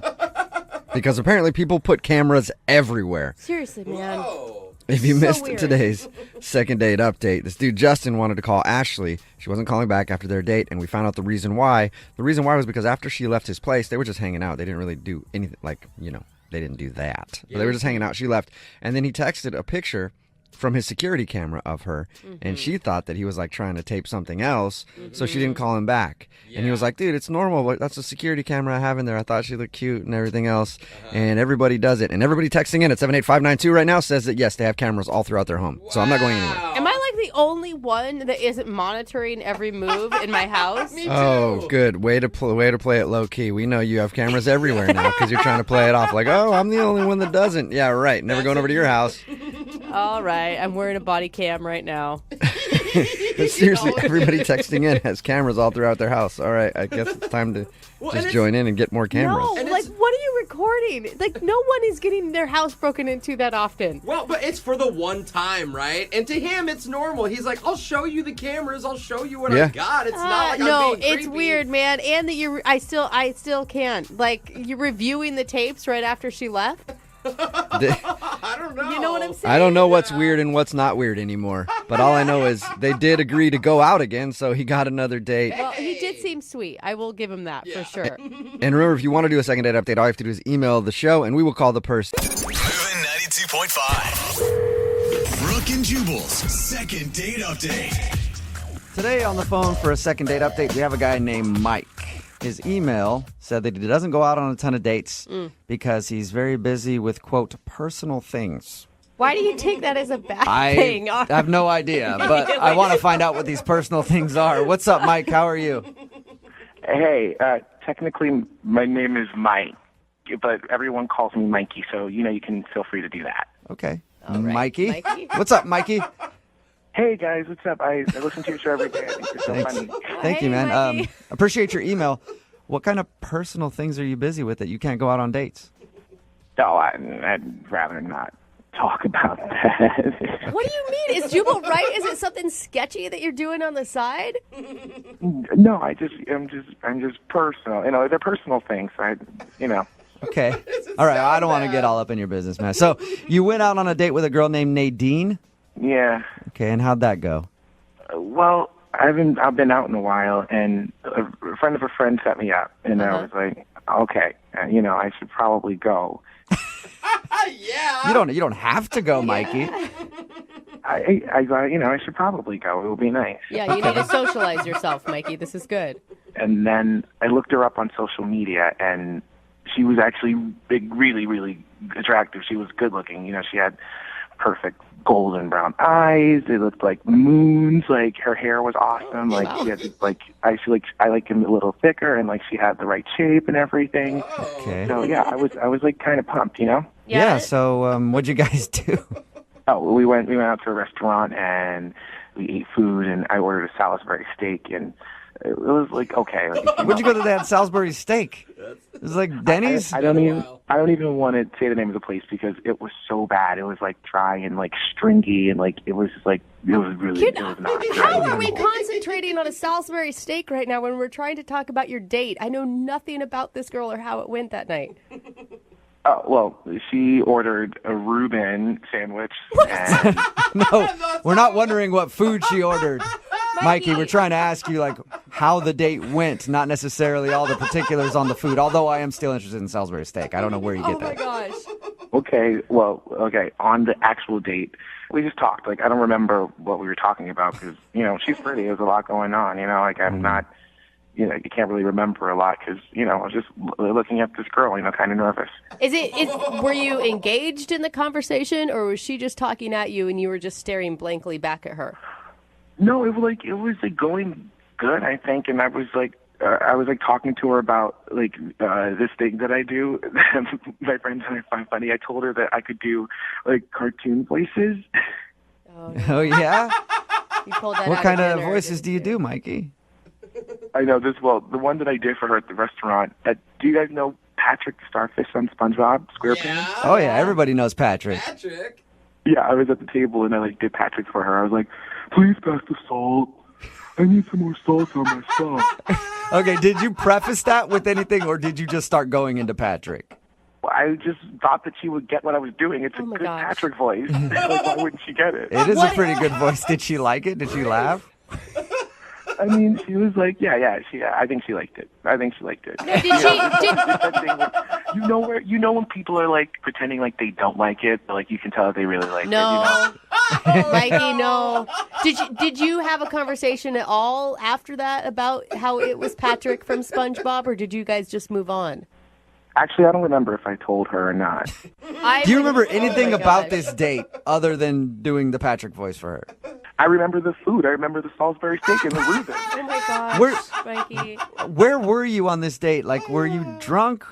Are you drunk now? Is maybe a better question. No, I don't drink actually. I'm just naturally fun. You need to start, Mikey. You do sound like a good time, but I don't know if people are going to be on the same humor level with you right away when you're not explaining things. Exactly, and she was drinking, so maybe that's why she, was being weird. Okay, so you remember she was drinking. Cool. So now we know that about your date. You guys went out, had Salisbury steak and a Reuben sandwich. You made your Patrick from SpongeBob voice. How did the date end? I tried to walk her to her car, and I wouldn't have kissed her anyway because a gentleman never does that. But no, we did not kiss at the end. Okay. Did you guys make plans to go out again? Yeah. I mean, we were see you soon, see you soon, bye. And then, she just kind of drove off. That's not really planned. Did it feel like she was jumping in the car trying to get away from you as quickly as possible? I mean, she was headed home, so I guess she was tired. I don't know. Oh, Mikey. That's why I need to call her and ask her. Oh, my God. All right. So, how many times have you tried to get a hold of her since your date? I called her twice, and I left a voicemail one of those times, and then I texted her 3 times. One was words, and then the next one was emojis, and then the last one was a picture. What? Okay. A picture of what? What picture did you send her? I sent her a GIF of Patrick. Oh, you did? Okay, well, at least maybe there's a connection there. All right. Nice. Well, we don't know much about your date. We do know that you liked her, I think, but we'll play a song, come back, call her, and find out what happened on your date and get your second date update, okay? Okay, thanks. Moving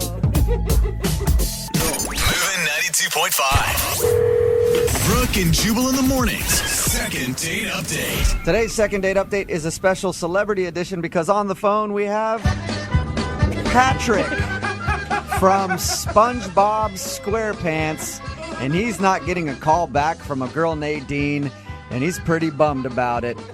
Right, Patrick?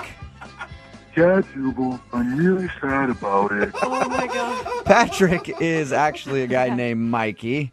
He emailed us because he said he hasn't been out on a date in a while. He went out with a girl named Nadine, and he likes to do voices, like that voice we just heard, Patrick from SpongeBob. He doesn't really remember much about the date because I guess he was nervous. He remembers what food they ate and that they laughed a little bit and that he did his Patrick impersonation for her. No, it's important to note that he didn't tell her that it was Patrick when he was doing it. Did it. All right, Mikey or Patrick or whoever I'm talking to right now, we're about to call her and get your second date update.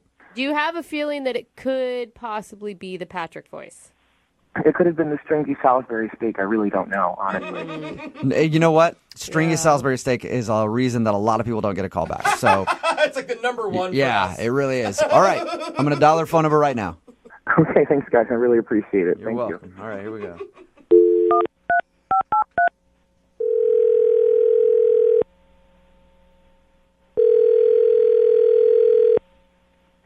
Hello? Hi, is Nadine there? Yeah, this is she. Hi, Nadine. How are you? My name is Jubal, and I host a morning radio show called Brooke and Jubal in the Morning. What did you say this was? My name is Jubal from Brooke and Jubal in the Morning. It's a morning radio show. You ever heard of it? Oh, yeah, I think so. I think I have a few friends that listen to you guys. That's cool. Have you ever heard us at all? No, I'm sorry. That's all right. They've told me to listen, but I haven't. Well, your friends will be excited to know that you're about to be on the show. Yay! Congratulations. What do you mean on the show? I don't understand. Well, we do a segment called the Second Date Update. So you recently went out on a date with a dude, and he emailed us because he wants us to get a hold of you on his behalf. Oh, that's weird. Yeah, we know. His name is Mike, and I think he probably went by Mikey on your date. At least that's how we know him. Oh. Yeah. No. Yes, that's who wants to get a hold of you, Mikey. Do you remember going out with him? Or you might have thought it was Patrick from SpongeBob. I don't know. How do you know that? Because we talked to Mikey about your date, and he told us that he was doing his SpongeBob impression for you, and he thought that you liked it a lot. It was really strange, wasn't it? It was really weird and not good. Honestly, the entire date was just strange. And it was kind of a misunderstanding, honestly. The date was a misunderstanding? Yeah. My friend messaged me if I wanted to go on a date with this guy, Mike. And, she told me his last name and everything. And, I looked him up and I saw his profile and I was like, wow, I liked how he looked and was like, sure, I'll go on a date with him. Okay. And I went and it was the wrong Mike. What? How does that even happen? Because I looked him up online and there was another guy named Mike that had his same name, not... Oh... So he didn't have Mikey on his profile. Oh, no. So did you message Mikey and set up a date with Mikey when you were trying to set up a date with a different Mike? Is that what you're saying? Well, my friend set up the date for us. I just saw him. I looked him up before I told her that I would go on the date. So she set you up with strange Mike, and you thought she was setting you up with hot Mike that you found online. Yeah. He was oh, no. Oh, that sucks. Muscular and tall and... That's what I was expecting, and instead, who showed up was Mikey. So, when you first saw him, were you shocked?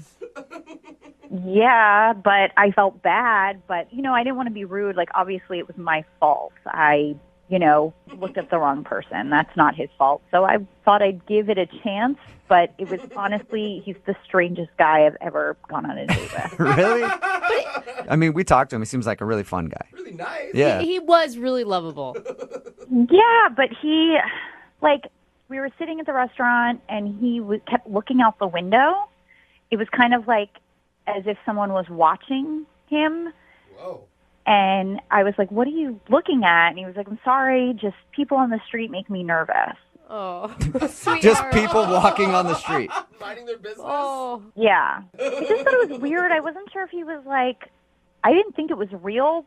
But then he also, like, when I went to the bathroom, I came back and he asked me what it was like in there. What? And I was like, like in where? And he wanted to know what the bathroom looked like. And I've never been asked that question before, but he wanted to know in detail. Like, he started asking me, was it light or dark? Or, how many toilets are in there? What? I mean, you got to specifically how many toilets? And how many toilets were there in there? Just curious. What? Who cares? don't remember, like 4. I don't know. But you can see, I mean, one, I'm always interested in how the men's room looks compared to the women's room. I'd say, I don't know. Yeah, but you don't ask it on a first date. But he's nervous. Well, that was the thing. Like, I couldn't tell if he really was nervous or this was like how he jokes with people, you know? And then he started doing those impressions. It was this SpongeBob thing. It's really not a bad Patrick from SpongeBob, is it? On, I think. Whatever. I mean, if you guys say it is, I'm sure it is. I don't watch the show. I don't know. I just know that he was taking a salt shaker and making it dance and like having it do this voice like he was putting on a puppet show. And that's awesome. I just had to get out of there. Like, It was weird. I don't know. Maybe some girls are into that, but that's not for me. This sounds like the weirdest date you've probably ever been on. It is the weirdest date I've ever been on. Okay. Yeah. This might be weird for you too then, because he's actually on the other line listening to this conversation and wants to talk to you. What? Yeah, hey, what's up? This is really strange for me. Like, I didn't expect to talk with you again. I know, you didn't return any of my phone calls or the text messages. Yeah. I sent you that whole emoji story. It was so funny. You know, like I said, that it was weird for me, and this just really makes it weirder. Honestly, like. What was really so weird, though? That was weird. Like, just what do you talk. mean? I don't understand. Don't you have a sense of humor? Mikey, you got to stop with the Patrick voice, man. She's not digging it at all. But it's something she could grow into, probably. Stop talking like that. Like, I'm not going How to about grow this? into watching a show that, like, children watch. Oh, my gosh. Nadine, I'll stop doing the voice if you go out on a second date with me. Oh, my Come on, Nadine, give him a break. He's pretty funny. He's great. Well, maybe you should go out with him. I don't know. Relationships are about compromise, Nadine. This is a compromise. Hey, Nadine. Can you just talk You were normal? laughing. Like, how can you? You're not even being a person right now. You're being a cartoon. Like, how am I supposed to go on a I'm date being a with person somebody now. who's not Okay, even being Nadine, I'm being a themselves? person now. How about now, all right? You know, like, I'm just going to be honest with you. When I went on a date with you, it was, like, the first time I'd been out in a long time, and when I was sitting across from you, I was like, I feel really, really lucky to be here right now. Oh, that's nice. How do you not like I really, you know, I instead of being nervous and shutting down, I, you know, decided to, you know, be a man about it and, you know, do what I know best. And that's asking a lot of questions and doing my voices, and people usually like it. Why were you so interested in the women's bathroom? I'm just curious about all different types of stuff. That's not weird. But what about the people on the street? Do they really make you nervous? We don't know them. Just because you don't know him doesn't mean they have to make you nervous, Mikey. Stranger danger. Nadine, let's get back to the main point here. Would you go on a second date with Mikey? I'm going to have to politely decline. Mikey, it was nice to meet you. That's okay. All right, Nadine, it was nice to meet you. It was nice to meet you, too. Awesome. We got both of them on there. I think this is officially the weirdest second date update we've ever had. Brooke and Jubal in the morning. I know he didn't get a second date, but I kind of want to hang out with Mikey. Right? It's Brooke and Jubal in the morning. Talking about today's second date update, this guy named Mikey wanted to call a girl Nadine. She ended up not calling him back after their date because Mikey's a bit of a character. Yeah. He sounds like he's got some social anxiety issues because he had to sit by a window and was scared of the people outside. I like his response. We don't know those people. And he also did a Patrick from SpongeBob impersonation through the whole date. And when she went to go to the bathroom, he would not stop asking about how the bathroom looked inside. It's very split on the text board. A lot of people are like, he's the coolest guy ever. Yeah. I can't stop laughing. He's very funny. And then other people are like, he's got bodied in his basement. Don't go out with him. Well, She decided to pass on a second date with Mikey. The thing is, Mikey, totally lovable. Probably not the person I would want to sleep with either. Yeah, just be friends with Because he'd be doing the SpongeBob while you guys were doing stuff. Oh, no. Remember, if you want a second date update, all you have to do is email. Moving 92.5. Brooke and Jubal's second date update. The guy on the phone for a second date update today already knows where his date went wrong. Really? And the bad part about it is he was pretty much guaranteed to get a second date, and then he did something really bizarre and screwed everything up. Oh, no. So now he needs to see if he can apologize and get a second date. Chris, why don't you tell everybody what happened? Well, I will. Oh, you sound so defeated. Oh, no. Well, you'll understand. Okay. So, I mean, I don't date a lot. I want to just preface that. I get nervous really easily. So, a couple of weeks ago, I went out with like a couple coworkers at a local bar. We're all, tech guys.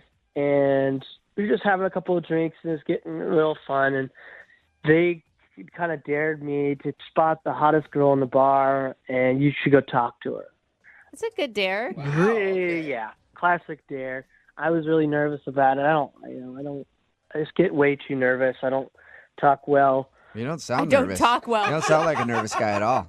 Yeah, you get it. And so they ended up finally coercing me into doing it. So, I spotted who I thought was the hottest girl in the bar. Uh-huh. And I went over and I was like so nervous. I ended up pulling up my phone and doing a Google search for like pickup lines. Nice. You didn't. Why did you go to that? Because I didn't know what to say. So what'd your phone come up with? Well, the one I used was, and I said this to her while looking at my phone, Oh, God. was, "Hey there, if you were a sheep, I would clone you." That's it? Well, that's the one you chose, That's huh? it. Yeah, well, Winner. that's actually kind of endearing. Like, you're looking at your phone, you're obviously nervous. Okay. I mean, Yeah. she fell for it, right? She liked it. She thought it was really funny, and she ended up pulling up her phone. We ended up having sort of like a Google search for pickup lines. She's like, I bet you I could choose like 10 that were better than that one. Yeah, she definitely outdid me. Yeah. All right. So Awesome. you struck up a conversation that way, and how did everything else go? It went great from there. We had a couple of more drinks. We were talking the whole rest of the night, and probably like 11:30 or midnight, place was slowing down. She ended up whispering. She said, "Let's go back to your place." And I was amazed. I was like blown away. Yeah. Like, what? This can't be happening. Are you talking to me? Did I hear what I think you said? I just tried to play it cool, which is just me sweating and not saying anything. Good way to play it cool. Probably didn't know at all that you were nervous.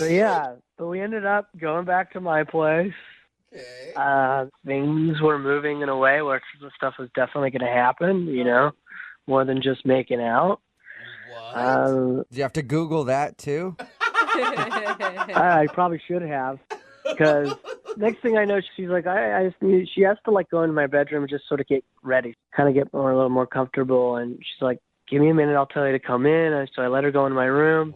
Wow, she's like a seductress. I mean, I don't know if she's seductress, but she's definitely more experienced than me. I mean, it seems like she's been with a lot of men.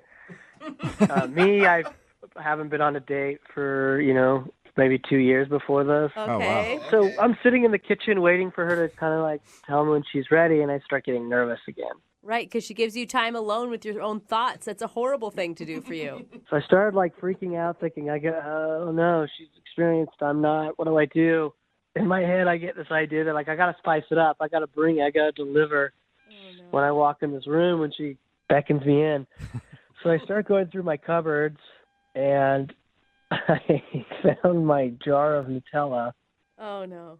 And I got this great idea that is like, hey, you know what? Like, I've seen movies and stuff, and people like eating stuff off each other. Oh, no. That's sexy. That's fun. So I ended up stripping and putting Nutella on myself below. Did you use a butter knife or did you do it by hand? I just have to know. I wasn't going to put a knife down there. So you slathered yourself in Nutella. That is not an attractive-looking substance, by the way. I thought it would be fun, and people like hot chocolate, but it's definitely doesn't spread easily like it does like on the commercials or the ads. Oh my God. Well, they're spreading it on different things in those commercials. I think that's the key. At any point during the spread, did you think, like, maybe this isn't a good idea? At one point, I had both my thighs covered and my entire arm. I don't think there was any point of going back. Yeah. You can't really play that off. You covered a lot of body area. Yeah. I was thinking just like the important ones. Your entire arm was covered in Nutella? That was just like me trying to like spread it all out so it looked somewhat even. I was trying to make it look impressive as much as possible. Except for it leads to like hours of having to lick it off. Like you're tired by the time that's going to be done. I didn't think any of this out. It was just impulsive. What did she say? What happened when you walked in the room? Oh, yeah. Well, she called me in and I went in there completely covered in, almost completely covered in Nutella. And that image. Yeah. It was kind of just like immediately she was first surprised, really confused, and then just horrified. Did you explain to her that it was Nutella before she started thinking it was other things? That's the thing. I don't think I ever did explain it was Nutella. I think she just got up and she left. You just pooped yourself or something? I hope she didn't think that. You're just like, all girls love Nutella, right? Did she say anything to you before she left? She just said it's late, I gotta go. No. And just let you sit there sticky? Yeah, I mean, I do remember her saying, no, don't. Wait, don't go. And then she just kind of didn't respond and just walked right past me. Oh, wait, don't go. I need an adult. I need somebody to help me clean up. Yeah. Oh, my God. Did you hear from her at all after this such an embarrassing experience? Oh, my God. Well, no. I mean, I've been trying. I just called her and I've sent some texts, but she hasn't responded. Have you explained yourself in any of the phone calls or text messages? I was kind of wanting to talk to her directly. So she hasn't responded, so I haven't had a chance to. But I think if I could, we'd have a chance of going on like a second date. Yeah. Well, I bet she'll remember you when we call. Oh, God. Yeah. I don't see how she could forget me. If she gets you confused with somebody else, you probably don't want another date with her. So. That happens to me all the time. All right, we're going to play a song, come back, and then we'll call her and see if you can talk yourself into a second date, okay? Thank you. All right, hang on. Moving 92.5. Brooke and Jubal in the mornings. Second date update. I'm just going to go ahead and add today's second date update to the list of things I never thought I'd say. But Chris is on the phone, and Chris thinks he's not getting a call back for a date because he slathered himself in Nutella. That's right. You heard me correctly. Chris slathered himself in Nutella, and that's why he's not getting a call back. He met a girl. Hey, Chris, I never got her name from you. What's her name? Mariella? Mariella, okay.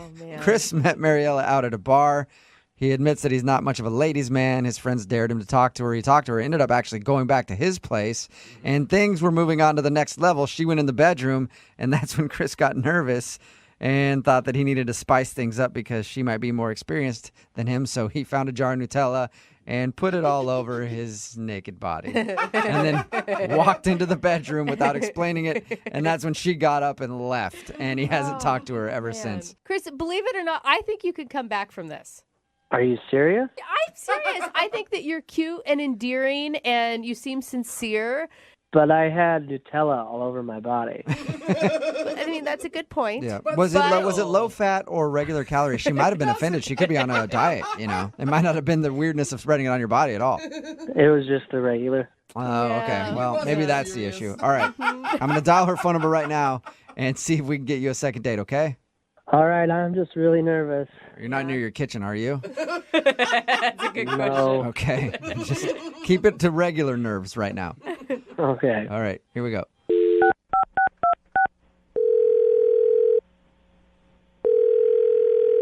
Hello? Hi, can I speak to Mariella? Hi, I'm Mariella. Hi, I'm Jubal. Hi. Hi. Who are you?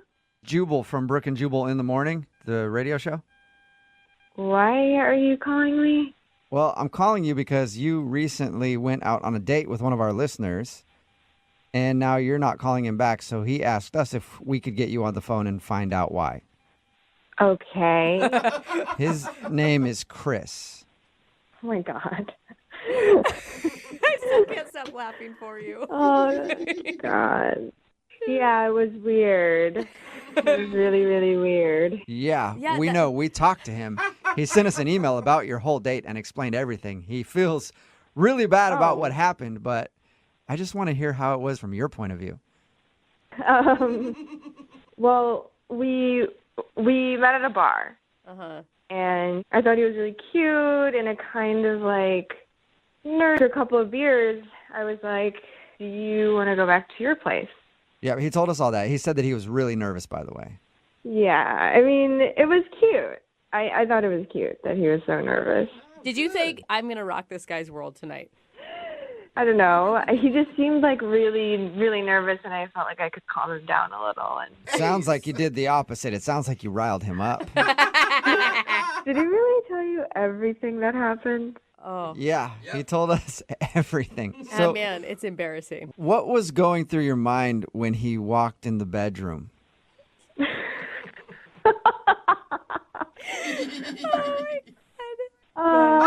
She can't even control herself. I do not blame you.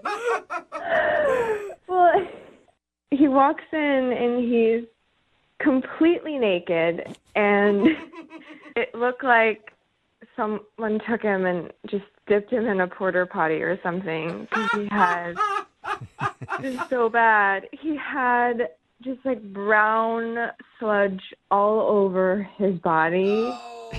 Have you ever been with a guy and he just walked into the bedroom with brown stuff all over him? No. I mean, just This is the walking into first. the bedroom naked is enough to kind of scare you. Like, they were already skipping some steps of foreplay there. Yeah, that alone was like really intense. And then I was just standing there, and he just whispered to me, "I hope you're hungry." Oh my God! That part God!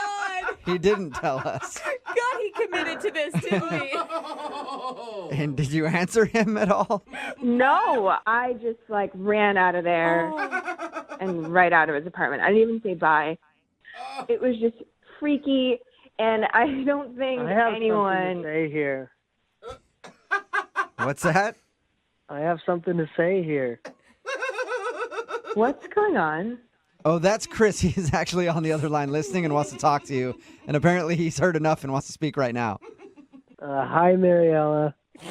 Oh my God, Now I can understand where you're coming from, but what I had on me was not feces. It was Nutella. You know, the chocolate treat. I know what Nutella is. Why did you put it all over your body?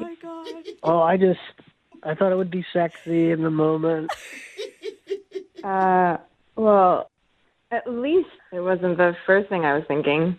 Yeah. Why would you do that?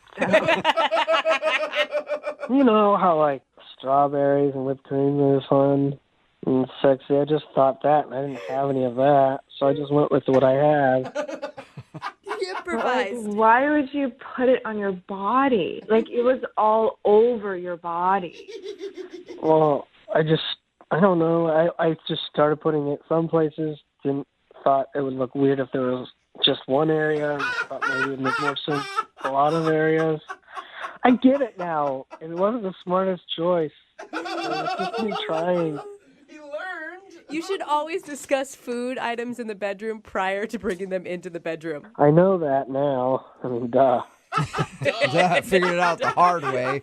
Yeah, so I'm sorry, Mariella. I mean, I didn't mean to freak you out. I was just trying to have a good time, and, you know, it got off the rails. Yeah, that'll happen. You're trying to have a good time. Before you know it, your lap's covered in Nutella. Yeah. And your arms, and your chest, and your knees. I mean, I was just trying to be sexy, and then sexy went all wrong. Yeah, that was like the weirdest thing I've ever seen. Well, can I interest you in doing it again? Because Chris would love to go on a second date with you. We will pay for it if you'll go out with him again. No, Mariella, before you decide, it will not happen again. Any kind of food thing, I won't do it. I think we'll have a really great time. Please go out on a second date. I think you should give him a chance. I mean, I know that image is going to be hard to erase from your memory. But honestly, he said some really sweet things about you. Well, I mean, obviously this was a really bad, tragic mistake. And I can tell that you had really sweet intentions behind it. Yeah, I did. I only had good intentions.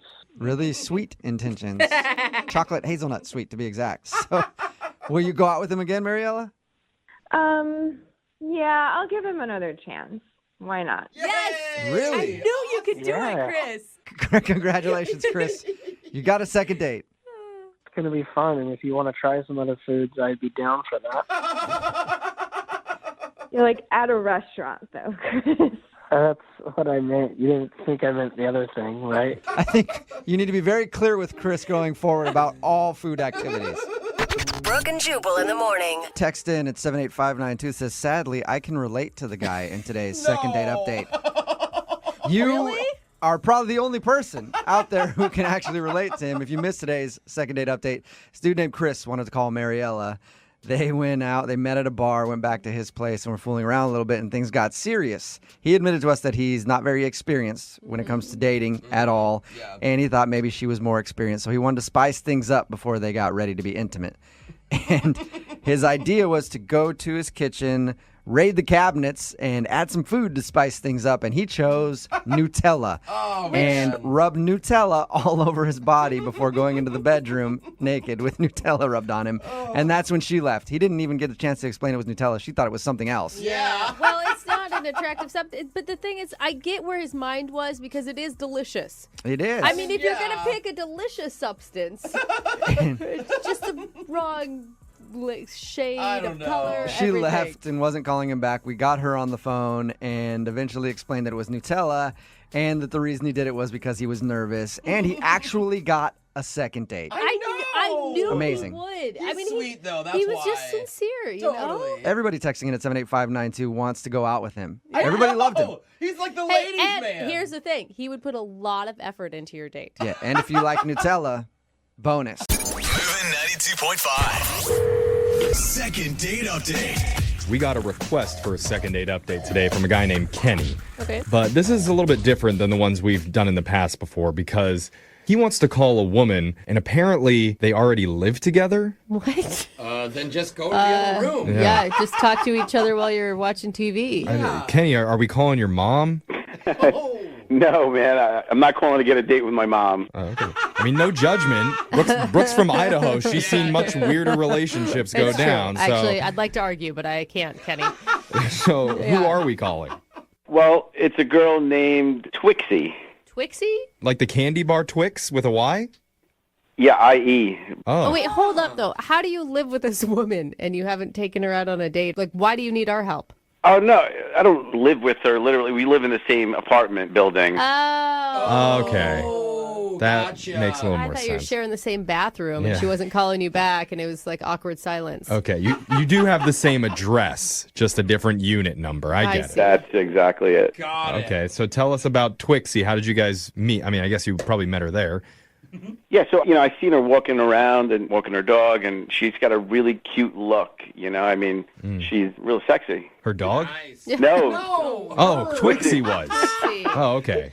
It's a real gamble, though, if you're going to ask somebody out that lives in your same apartment building. Because if it doesn't work out, you both still live there. Like, that's awkward. Yeah. I guess, but I wanted to give it a shot. You got to shoot your shot. And how often had you talked to her prior to asking her out? Pretty much every time I saw her, but it was just hellos. Okay, so All right. really no real conversation. Yeah, I mean, like every time I saw her, I couldn't keep my eyes off her, though. She's kind of an alternative girl with pink hair, just like a Twixie should be. Yeah, it fits her name. Cool. Yeah. Totally. So how did you end up asking out Twixie? Well, it was one of those situations where I was heading down in the elevator to go out, and she got in with her dog, and we went down, and I was just like, hey, do you want to go get a cup of coffee? Oh my God, you sound so casual. Were you nervous? What were you feeling? Yeah, I mean, I guess it wasn't that bad because I seen her a lot, so it's kind of like I already felt like she knew me, so that pressure was off. Okay. I could see that. There's some familiarity there. So what'd she say? She was like, yeah, cool, I'm going that way. You know, she was kind of nonchalant about it. Oh. I didn't get that, like, you know, it wasn't what I was expecting, but... What were you really expecting, though? Like, woohoo, yeah! Ask me, did you hear that, doggy? I love coffee! Well, I mean, you know what I mean, right? Like, I know what you mean, Ken. You didn't seem excited. She said, like, I'll do that because I'm headed that way anyway. Yeah. It wasn't even like, I'll go out of my way to go get coffee with you. Right. It was like, Ooh, that sounds fine. fun. I have nothing better to do. Okay. but I'll take what I can get at that point, you know, so that's... All right. Totally. How'd coffee go? It went great. You know, she's really interesting. She's like very unique girl. You know, besides having a pretty face and real sexy when she's walking her dog, you know, she's got a calligraphy business. Cool. Oh, that's cool. That's rare. It takes a lot of patience and practice to do something Yeah. like that. That's like the writing, right? Yeah, where you like write fancy things. Yeah. Fancy writing. And then she picks her own berries to make her own jam. I mean, I've never met someone like that. Dude, This sounds like a hipster to the T. Yeah. Or a grandma, like, walks her dog, like, does calligraphy. Oh, okay. So did you ask her to like come sample some jam sometime or at her place? Can I taste your jam? Yeah, well, you know, there's an opening there. Okay. No, I mean, I kept it cool. You know, I was a gentleman, and I didn't want to come off too strong, and was hoping to, you know, move in on maybe the next date or like a dinner or something. Move in together on the second date? Come on. Man, you're going quick. I mean, like, did she give you any indication what her vibe was towards you? Well, unless she was just being super polite, she seemed very interesting or interested in what I was saying, and I know I was extremely interested in what she was saying. Do you think there's any way it could have been misinterpreted, like she didn't realize it was a date, maybe? Mm-hmm. Since it was so casual? Maybe, but something else happened after the date, and that could possibly be the reason why I haven't heard back. Okay. What happened? It was like the day after we went out for coffee, and, you know, I just happened to go outside because I saw her, you know, outside. Yeah. And I wanted to say I was coming out to stretch my legs, but I think it came out like, hey, I came out to spread your legs. Oh, my God. Oh. And wow. What was her reaction to hearing that? And did you kind of mean it? I mean, I kind of meant it, but I mean, yeah, I mean, you know where I'm going with this. Yeah, right? she had the same reaction Oh on my the God. elevator, and she was like, yeah, sure, whatever. Whatever. Did she slap you? Yeah. Yeah, she had a shocked look on her face, Yeah. but then I caught myself and told her what I really meant to say. Oh, my God. It's one thing to mess up your words, but when the messed up words make sense. Oh, and God. another- It's so bad. it's And you so can just, bad. like, see the words coming out of your mouth, but you can't control them anymore. And you're like, what just came? What did I say? What did I do? Oh, so now what? Have you been able to talk to her since then? It's been like 4 or 5 days. I texted her, no response. Oh, man. It's got to be that, dude. Yeah, you're gonna have to move, You man. didn't text her like a leg emoji or anything, did No, you? yeah, don't keep running with That's it. why I was hoping for a little help here, you know? All right, Yeah. well, no promises here because of the whole spread the legs comment. Oh I my can't God, make any seriously. guarantees. We're gonna play a song and we'll come back and we'll call Twixie for you and get you your second date update, okay? All right, cool. Thank you. All right, hold on. If you're just tuning in for the second date update, we're on the phone with a guy named Kenny. Mm-hmm. And Kenny, I'm just going to be honest with you, man. From what I heard in the first part of this call, you sound like you work out. What? What? Am I right? How did you tell? I'm pretty healthy. Look at that. You hear that? You just hear the testosterone in his don't, voice. bro. Are you What hitting part of on your Kenny? body am I thinking about right now, Kenny? My arms? It's the quads. Oh. Then it was the traps after that. That's I'm okay. surprised it wasn't the glue. I'm still impressed with you. Thanks, man. I appreciate it. I mean, they went to coffee. How did you get working out of any of it? How did you They- not? I It's the would first Brooke. thing that I heard. It that was I- like I a mean- coffee date. He met her at the apartment he Okay, lives well, in. yeah. So Kenny did meet a girl, probably after he finished working out, who lives in his apartment building. And this girl's name is Twixie. They got coffee together one morning. He learned she has a calligraphy business and makes her own jams. But there was an awkward moment the next day when he saw her outside and he meant to say something cool and casual, like, I just came out here to stretch my legs. Which is so cool, but a cool term. It is casual, though. Yeah, but instead that came out, I came out here to spread your legs. Oh, no. Which- That is just not good. Yeah, Again. it probably would have worked on me, but Yeah, right? Twixie didn't have the same reaction, and she's not responded to his texts after Your that. legs would have already been spread. Oh, that is true. Both of you. So now Kenny's worried he may never get to taste Twixie's sweet, sweet jams. Why are you so weird, bro? That's a true thing. Yeah, that's true. Jam, but you say it like that. Kenny, have you apologized over text again for the misspeaking? No, I mean, I didn't want to harp on it, so Yeah. I just kind of played it off like it was a joke, and I didn't mention it again. But, it's bumming me out because I really like this girl, And you haven't run into her at all at the apartment building since this incident? I've been looking for opportunities to, and I just haven't seen her. Okay. She's avoiding you. Yeah, I think you're right. For sure. Yeah. Well, let's call Twixie right now, and then afterwards we'll compare workout routines, okay? All right, you got it. All right, but first let's handle this. We're going to dial the number. Thanks. Here we go.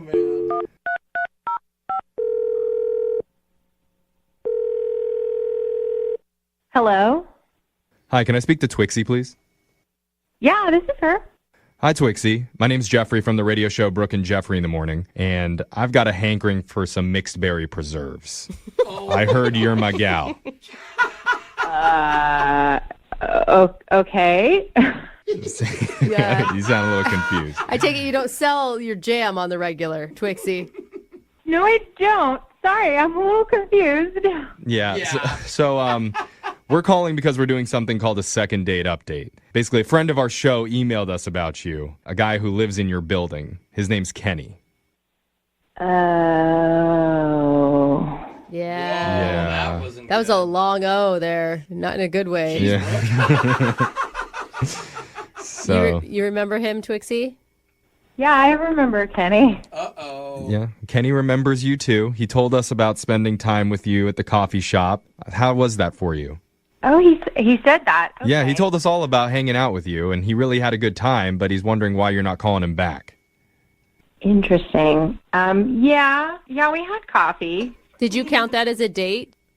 It was sort of like not a date, but sort of date-like. Yeah. Like a pre-date, almost. Like a kid. Yeah. Right. I mean, her dog was there, so it was like a third wheel was along, so it's not like a true first date anyway. Got it. See, we know a lot about you, Twixie.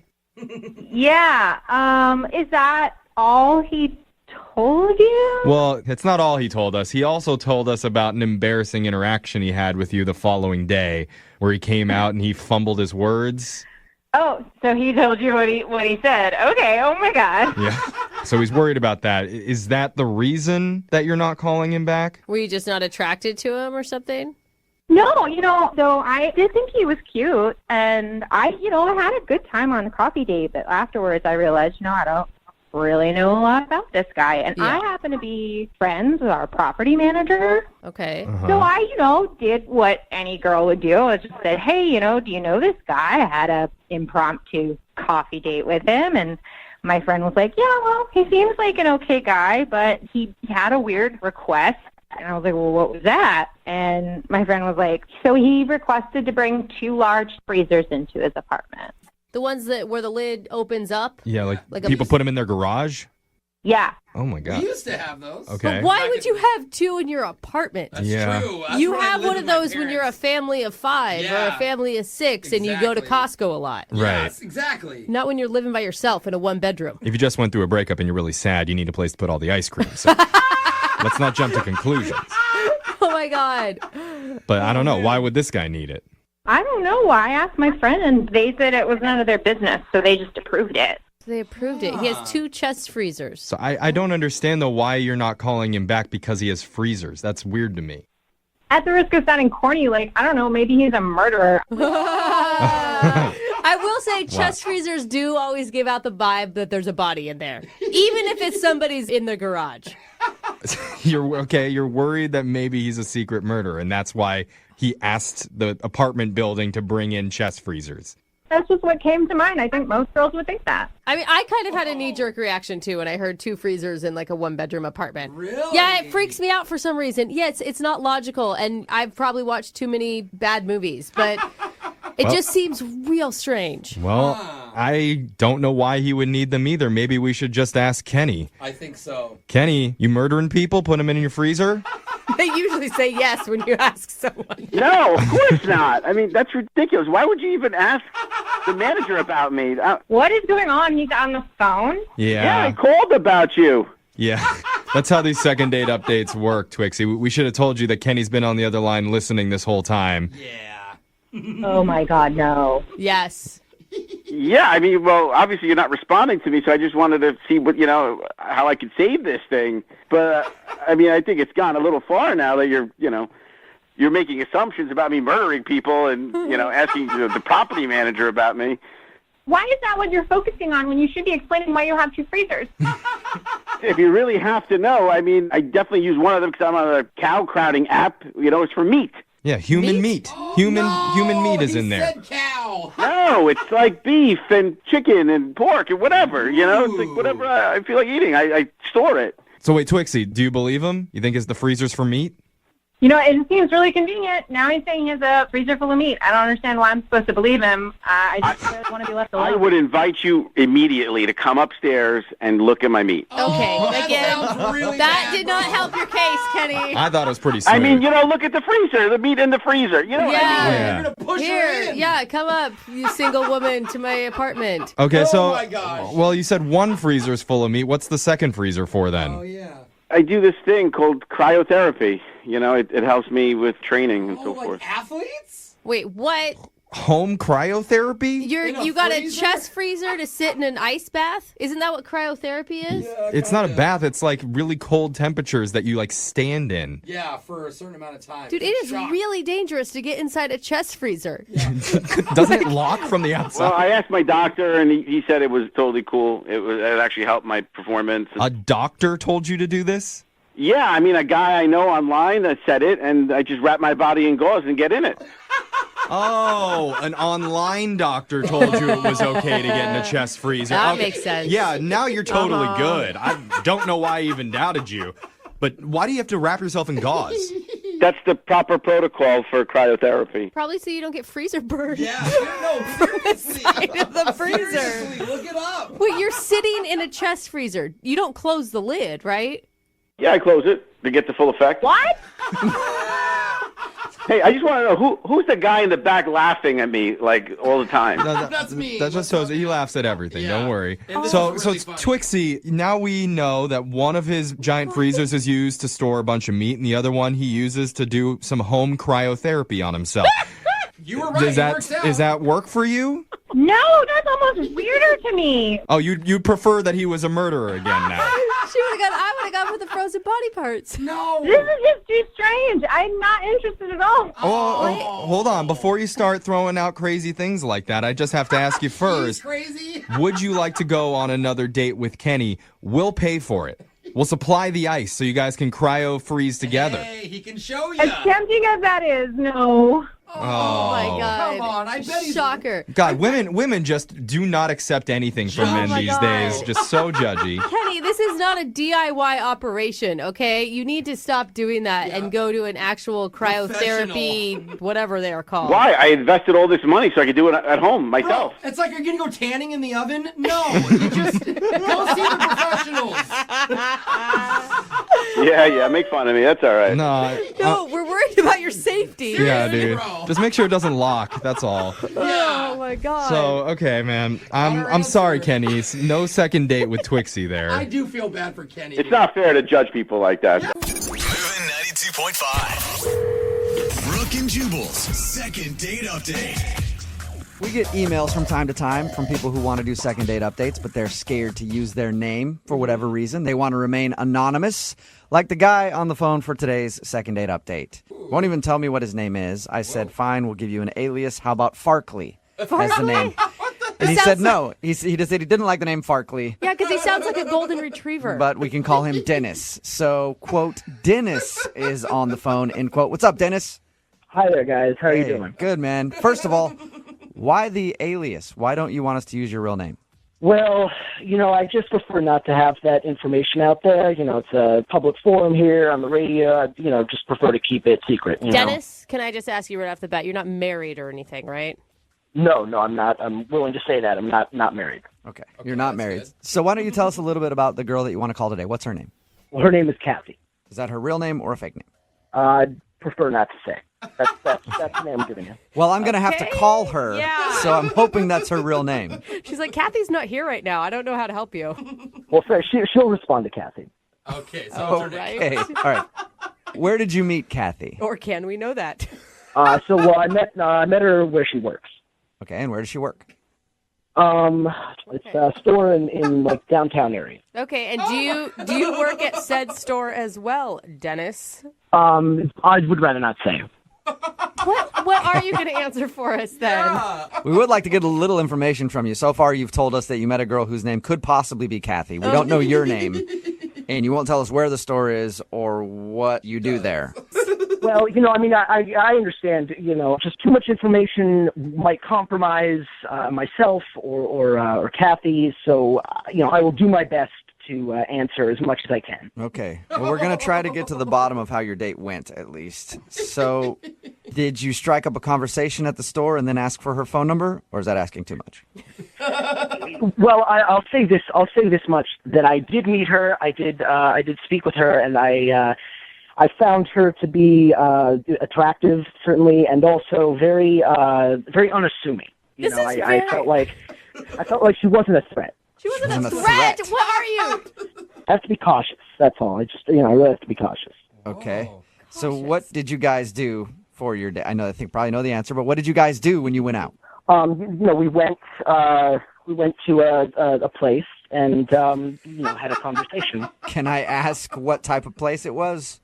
I will tell you it was an eatery of some sort. An eatery. Okay, so you ate food. Are you able to open up to Kathy and just not us? Like at least on the date you had real conversation? Honestly, I'd rather not get into the specifics of that. I will say that we had a conversation, and I found it to be engaging. I'll say that. So did you have a good time? I feel like you can tell us that without too much information. I will say that much. We did. I thought it was I thought we had a good time. Okay. Ooh, we figured out something. So you went out with a girl that you met somewhere, and you went somewhere. You ate that something, maybe possibly. had food, and then you enjoyed yourself. Yes, that's all correct. Okay, so what do you think went wrong in your very vague date?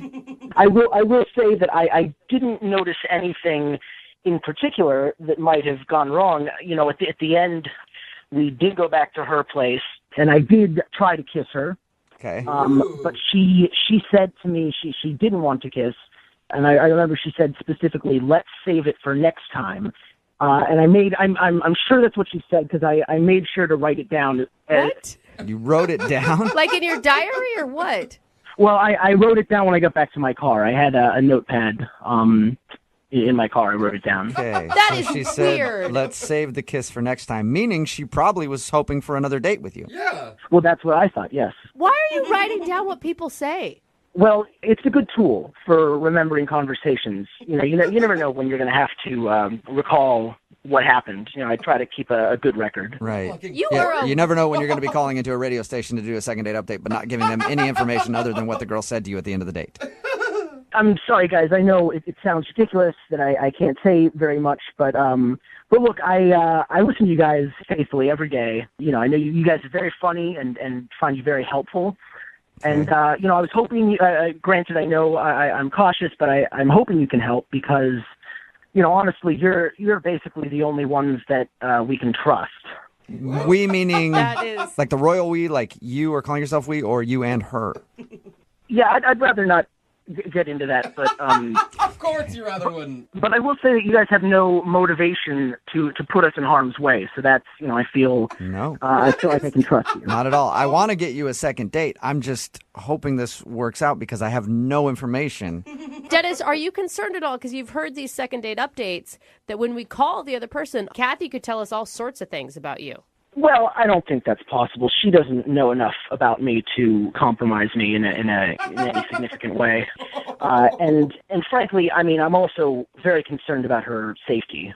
Whoa. You're concerned about her safety? Yes, well, I've tried to contact her since our date each day, and she hasn't responded, so I'm growing, concerned. Okay. What do you mean, don't like... think that maybe she just didn't want to go out with you again? Based on what I wrote down, let's save it for next time. I'm doubtful. Okay. Wait, what could be the worst case scenario here? Like she's kidnapped? Well, I'd rather not go into the specifics of that, but I'll just say it could be bad, and I'm hoping that you will be able to get her on the phone. Okay. Well, we'll play a song, come back, and then we'll call her and get your second date update, okay? All right, thank you. Okay, don't go anywhere. Okay. Moving 92.5. Brooke and Jubal in the mornings. Second date update. If you missed the first part of today's second date update, it's one that's shrouded in mystery. Dennis is on the phone. That's not even his real name. He asked to go by a different name because he doesn't want his real identity out there. He didn't really tell us much about how he met the girl that he wants to call or about the date at all. He didn't really tell us much of anything other than he had a good time and he dropped her off at the end of the night, tried to get a kiss, and she said, what did she say, Dennis? What were her words? She said, let's save it for next time. Let's save it for next time, which means that she was probably planning on another date, but now she hasn't called him back, and he's wondering why. And we're going to get her on the phone, and hopefully, maybe she'll give us a little more information about your date. Let's hope. Dennis? Well, we'll see. I mean, there's really not that much more that she could tell you than what I've already revealed. Okay, cool. So just no details at all. You tell stories like I do. No wonder my friends don't like hearing stories from me. It's like, how was your day? Yeah, it was all right. Not much happened. That's it. Okay, well, I'm going to dial her number and see if we can get her on the phone and find out what happened, okay? Okay, thanks very much, guys. I really appreciate this, and I hope you're able to get her. Yeah, let's see. All right, I'm going to dial her number right now.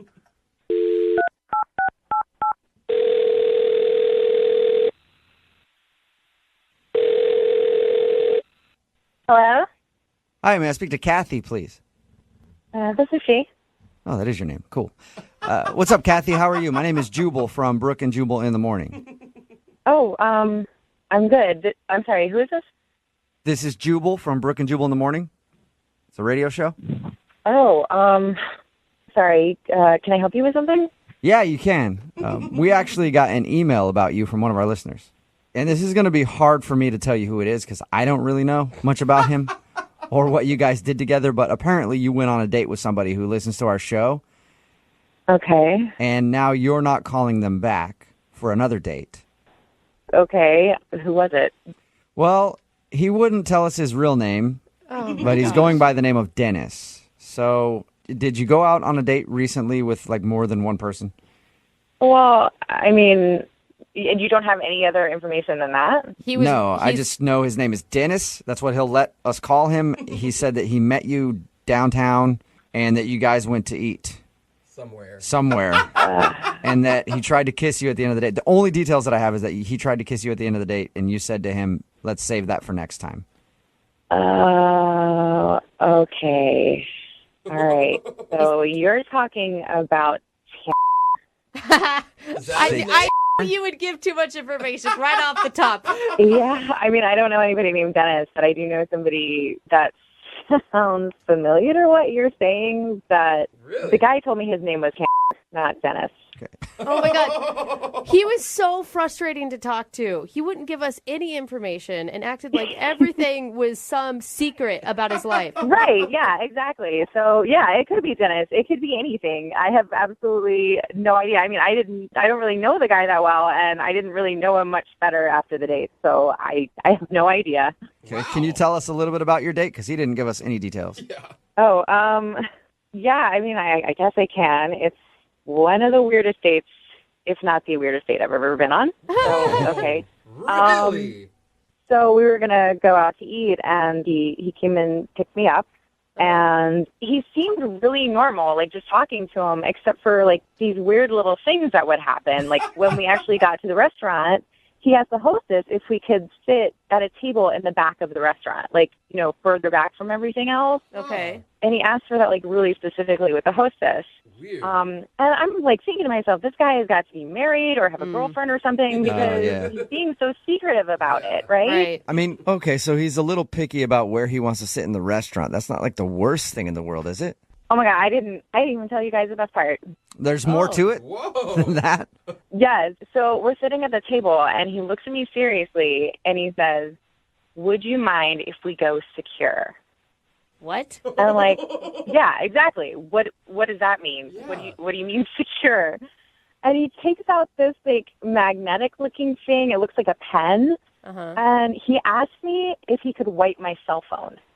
What do you mean? With like a Clorox clean wipe? Yeah, I mean, I guess I asked him. I was like, well, what do you mean? And he's like, oh, well, I'm just going to clear the information from your cell phone, and then you can turn it off. Oh. I was like, I can just turn it off. No, you can't wipe my cell. Yeah, I need the information on my cell phone. Yeah, exactly. So, I asked him, I was like, what's your deal? Are you married? Do you have a girlfriend? Is there some reason that you're being so secretive about this?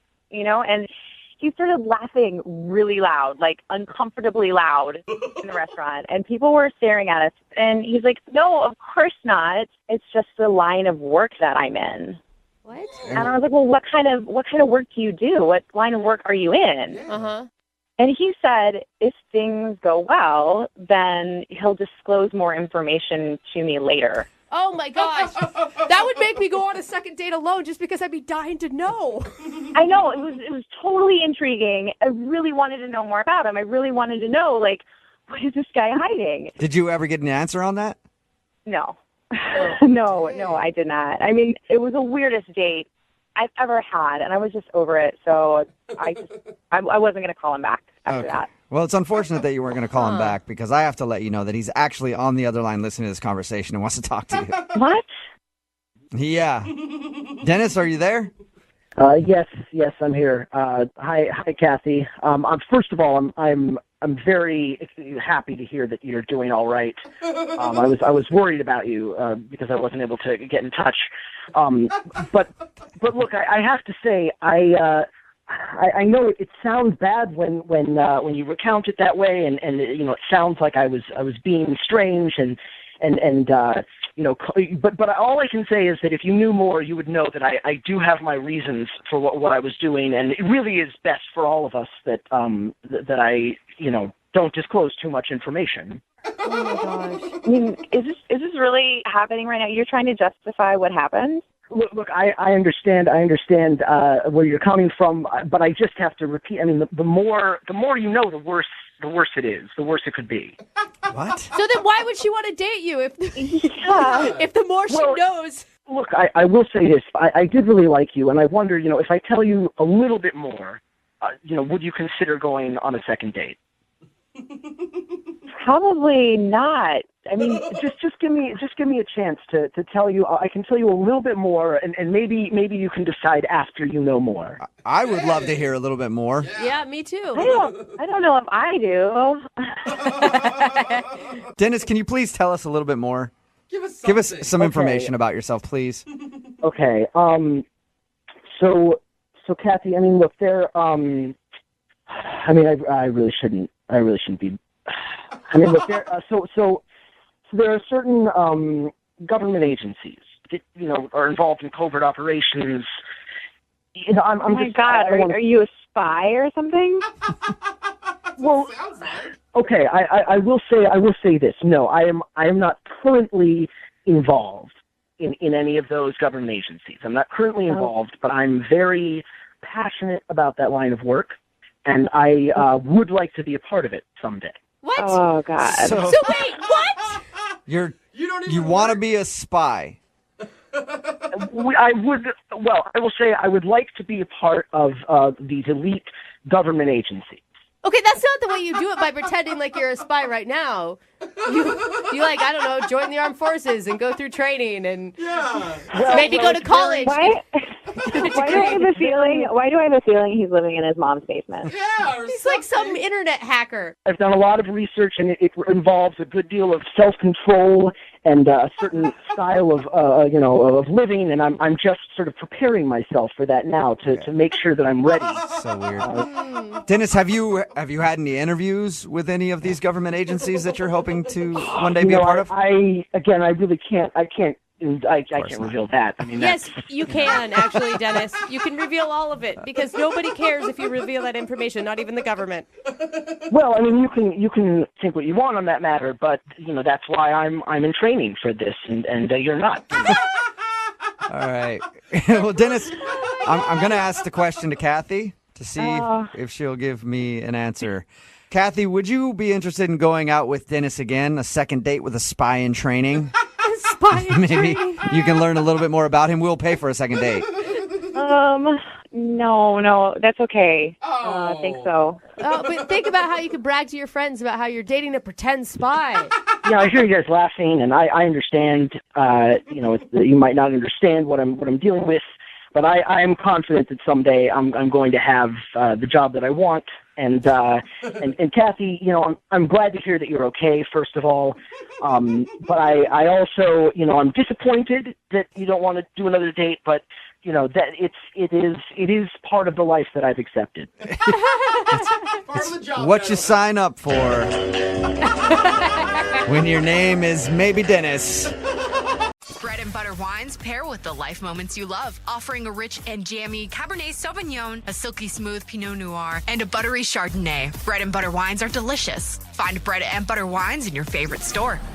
Moving 92.5. Second date update. Over the years, we've had people with all sorts of interesting professions call in for a second date update. Oh, yeah, for sure. And we've had a few former pro athletes, a movie stuntman. Oh, yeah. And one time, we got a junior level auditor at an accounting firm. I mean, that was interesting to me. Was it? You like big numbers? Well, most because my parents do all my taxes, so I don't know anything about that stuff. It's fascinating. Wow. But today's phone call is pretty special because we have someone on the line who says they have one of our jobs, and that's a professional stand-up comedian, just like Jose Bolaños. Cool. Do I know? Well, there's a lot of us out there. I don't know if you know. Out-joke each other? Oh, my God. It's Kevin Hart? No. His name is Harold, so please welcome to the stage, Harold. Hey, how's it going, everybody? Hey, see how natural he is? Okay, is that a fake accent? Is that part of your shtick, Harold?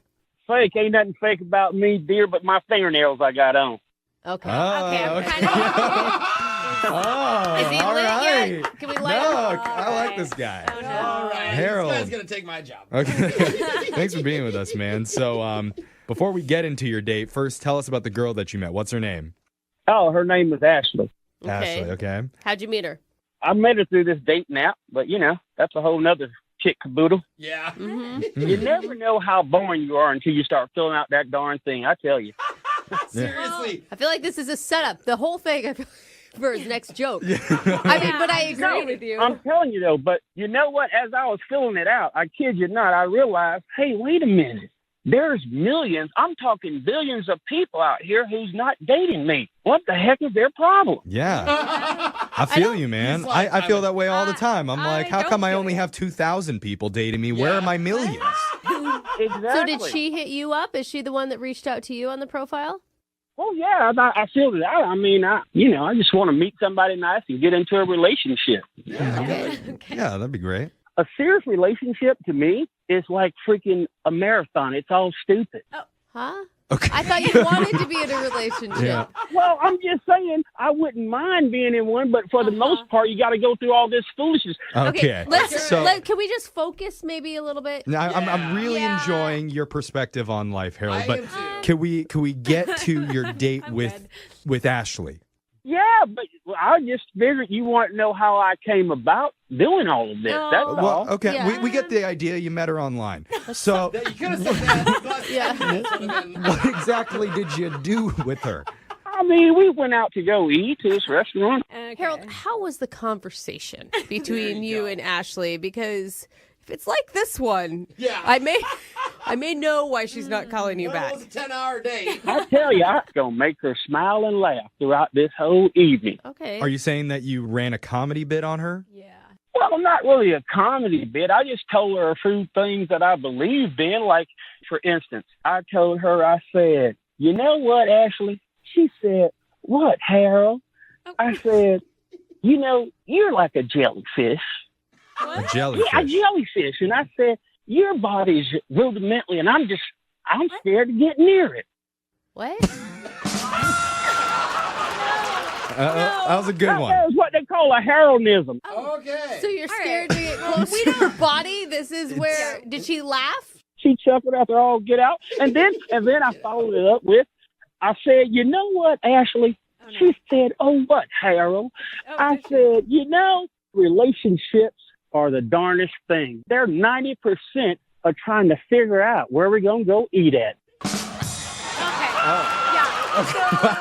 So good on the Haroldism over here. I do appreciate, though, you reenacting Ashley answering your questions, because I really feel like I'm there. Can we get back just to the date again? How do you think your chemistry was? Did you feel a connection there? I did. I mean, I was getting ready to walk her up to her door after we concluded a nice little dinner and walk around the lake, but I was telling her what I thought about doing. I'm sort of glad I didn't. And she was like, well, what's that? I told her, I said, I was going to wear a parachute tonight to our date. A parachute? You were a parachute. Hold on, just play along. Okay. Why are you wearing a Can parachute? you just hear me out? Oh, I'm trying. I don't know why I was going to wear it, but I figured it was going to start up a conversation. Wait a minute. You didn't have a punchline. There's ready? no joke. Harold, you asked her. Wait, hold on. Where's the threw her for a improv, curveball on that Harold? one. Improv. You're a comedian You told her now. you were gonna wear a parachute, and when she asked why, you didn't have an answer. Right. I showed it to her in my trunk. I said, if I got here and I didn't feel my mojo and I didn't feel like myself, I was going to strap on this here parachute and walk in this here restaurant. Wait, there was actually a parachute there? Oh, That's what he said. He said he had an actual parachute in the back of his You trunk. follow along, Brooke. I thought it was a figurative parachute. No, he has a parachute in You the never trunk. know when a good parachute joke is going to come up, so you're going to need the No, props but ready. think about it. Somebody was going to have to ask me. She was going to have to say, now, Harold, Okay. why are you wearing this here parachute? Okay. But she didn't say that. Well, I didn't wear Oh. it, but I'm telling you, I felt good about myself and I had my mojo. Okay. Alright. Well, I feel like I've gotten a pretty good idea. It sounds like you guys had a lot of chemistry. So, Is that what you got out of this, Sounds Jeffrey? like That's it. what you got So out of maybe this? let's fast forward to the end of the date. How did the night end with you and Ashley? I thought he was walking her to the door. Well, with the I'd like to get parachute. to the very finish. What's the last thing that happened? Was there a kiss? Was there a hug? I tell you what now, and I'll be very forthright with you. Okay, please, as forthright as you can. We for the don't have a first lot of time. When I went there, I went in for that there little kiss, and I was ready to embrace this. You know, like how they show on television, just a long, drawn-out thing. Yeah, romantic. While you were wearing a parachute. No, Brooke, don't bring it up. Mighty short. Okay. My God, it nothing happened. I mean, heck. But I tell you, I mean, I said, thank you, ma'am. And I walked about 4 feet, and I turned around, and I said, you know, if you want, you can call me CB. What? CB. CB? I said, yes, it stands for coffee bean. And then she says, coffee bean? And I walked another 2 steps to my car, and I turned around, and I did a thrust. I said, yes, because I grind so fine. And I'm There we go. This was all worth I it. told her, just like Maxwell House, I'm good to the last drop. Yeah. All Wow. No drops. right. Well, Oh, God. Harold, Man. that sounds like a pretty great time. So, For one of you. Jeffrey. in your mind, when you look back on the date, Yeah. Don't ask. I don't think we should ask more questions. is there no, Listen, oh, please. you don't think I should ask if No. there's any moment that Hit the could have gone song. wrong? Okay. Please, Well, we'll be back. All right. We'll be back. Okay, let's play a song Thank you. and we'll come back and then we'll try and get you your second date update. All right, CB? We'll try. Good, because I got a whole plethora of assortment to tell you guys about. All right. We're going to take a short intermission. We'll be back with more of Harold right after this. If you're just joining us for the second date update, we've been talking with one of our listeners named Harold about his first date with a woman named Ashley. Now, Harold is a stand-up comedian, and he went into a lot of detail about their night. But here are the main points that I took away. Okay. They went to a restaurant. Uh-huh. He drove her home. Yes. He pulled a parachute out from the trunk of his car, and he even got a short peck at her doorstep, even though he was kind of hoping for a longer, sloppier kiss. You are missing the very end. He said swap and spit. What's the very He end? wanted to grind on The her. CB, the coffee bean. Oh, well, he has a nickname. He likes to go by CB, which is short for coffee bean, because he grinds so fine. Yeah. He's like That Maxwell I House. feel like is a really important last ending shot of his date. One thing was abundantly clear to me, though, and that's that he had a really nice time with Ashley, and he's bummed that she's not calling him back. That is true. Now, Harold, about ready to make your phone call here. How you feeling? I'm just so appreciative of you guys doing this here for me. I mean, I went jogging the other day, and man, I saw this couple holding hands, and I just started thinking about this little filly, and I'm like, oh man, this makes me hopeful that one day I can find the right person that will hate that couple just as bad as me. I was like, oh, this is sweet. That is. Well, I'm just hoping it's going to be Ashley. That's what I was thinking. Oh, you can roast people together. I hope that for you too, Harold. Yeah. Harold, we didn't hear. I mean, have you reached out to Ashley and she hasn't called you back? I sent her a couple of texts, and I even called, but I got nothing. Okay. So you reached out to her a lot, Probably left is a lot what of it sounds voicemails. like. Okay. Not answering your texts. Well, maybe we'll have better luck here because I'm ready to dial her number, and we're going to try and get you your second date update. You ready to do this, ma'am? Yeah, let's go for it. Hey, Okay. Remember, I feel like I have to say this. Wait until it's your turn to talk. Yeah. Jeffrey will handle it from the beginning. I'll call you in when I think you should talk to her, okay? I tell you guys, that might be a little tough to do because, hell, I got a lot of Heroisms I need to get rid of. Okay. No, we're trying to get you another date, Harold. Yeah. So just dampen the Heraldisms just for a Hold couple on to minutes. for a little bit, okay? Less is more. Let me try and get some answers from her, all right? All righty. Okay, here we go. I'm going to dial her number right now.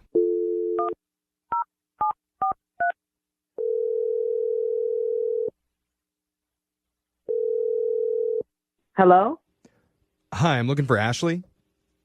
Who is this? Hi, Ashley. My name's Jeff from the radio show Brooke and Jeffrey in the Morning. Who did you say this was? I'm sorry. It's okay. We're a morning radio show. Okay. We're called Brooke and Jeffrey in the Morning. And we're reaching out to you today because we heard that you love comedy. I'm sorry. What is this about, though? I'm confused. Well, we're a comedy radio show, and we have a friend of our show who also does comedy. That's your friend. No.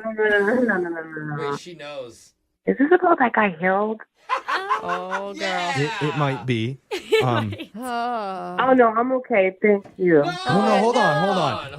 I'm sorry. I am fascinated to hear your side of the night. Yeah. He told us about your date. And what we're doing here, it's called a second date update. We're trying to help Harold understand what went wrong during your first date. Because believe it or not, he doesn't know. Yeah. Wow. That's amazing that he doesn't. Yeah. So we need your help. Yeah, because we all understand that Harold is a one-of-a-kind type of character. Well said. Yeah, he sure is. So is there something about him or about the date that was a problem for you? Or a few things. Well, to be honest, some parts of it was fun. Because he's a comedian and some of his jokes were even a little bit fun. Okay. Yeah. But some of them didn't even have a punchline, Like, I just looked at him. Yeah. And then, he just talks a lot. Yeah. I'm not sure what you mean by that. Yeah, of course you do. I mean, did he ever take a second to ask you questions? No, that's the thing. And that's the thing that made me kind of go this is not going to work because for me, the number one thing I need is a phenomenal listener. Well, I mean, sometimes people talk a lot when they're really nervous because they're out with someone that they like. Yeah, but that's okay. 70% of the time, okay, I get it. Get a glass of water. Yeah. Take a second. I understand how you're feeling, that maybe you don't know if there's a bond there, but I don't know if Harold would necessarily agree with you on everything. He probably would make a joke about it, to be honest. Well, Or try to. I mean, there may not be a punchline, but he'd try. He sounds like a sweetheart in his own way. Does he? How long can you last with that? A day? A week? No, I wouldn't even give it 5 minutes. So Well, maybe just give it 5 more minutes because I need to let you know that Harold is on the other line listening and he does want to talk to you right now. Oh my God. Are you serious right now? He has not spoken one word this entire time. Harold, are you there? It's been hard, I must say. But I just want to clarify something real quick. Now, Ashley, I hope you know when I talked about putting one arm around you, getting my other arm, putting it around you and squeezing you tight and just tackling you, I'll be honest, I was talking about relationships, then my mind went to football and I just went all haywire. There it is, distraction. That doesn't make any sense. Well, that's what happens when you're in love. Like, things don't make sense anymore. Things start running together. Can I ask, Ashley, was there any jokes that made you laugh of Harold's? He said one about a pasta. I'm trying to forget. I don't even want to think about that, to be honest. I don't think we heard that one. I can't discuss that one on the radio, so That's a live joke. Oh, it's a live one? Okay. But I tell you, I mean, I would love to spend some more time with you so we can go over a few that was funny. No. Harold, you're missing the point, dude. Are you not listening to her? I'm going to make the next date all about her. That's what I'm trying to tell you now. How, Harold? How are you going to make it all about her? I'm going to just sit back, relax, put my feet up, have my guitar, and just tick along while she's talking away. Wait, guitar? That's not play a guitar? That's nice. Give her a little background track for her to talk over. I wouldn't be able to hear the answers if you play the guitar, Harold. Yeah. I mean, because you put me on the spot that I talk so much, I'm not saying a thing. I'm just going to listen to you. No, that's not what she wants either. That's exactly what she wants. She wants a man who is a very, very deep listener. You're not listening if you're playing guitar at the same time, You can Jeffrey. do both. You can play It's guitar like- and listen. What? Harold sounds like a very multi-talented person. You darn tootin'. Tell him, Ashley. Tell him exactly what you want right now. Like, just listen to what I say. Ask me questions about me. Don't make me feel like you're testing out your jokes. Mm-hmm. Okay. Do you want to give it a try right now, Harold? Why don't you ask her a question about her that has nothing to do with you? All right. Let's All practice. right. Do you like whipped cream? What? Cream. Don't laugh. do It's you- a good question. Ashley? Yes, I do. Okay. Now, do you like the little whips? What? Whips? Like a leather whip now? I'm just trying to find out about her, guys. Yeah. Okay. He's trying to find out about what types of foods you like. And whips. Ask her Like questions. real About, whips. ask her real questions, like about what she likes, what motivates her in life, what her now passions you guys are are. so picky. It's like, oh, now there's to be specific questions? Okay. Let me ask you this most important question of them all. All right. Do you like Cinemax After Dark or HBO Plus? Okay. I like HBO Plus. Okay. Now we getting somewhere. We're not. We're not going anywhere, Harold.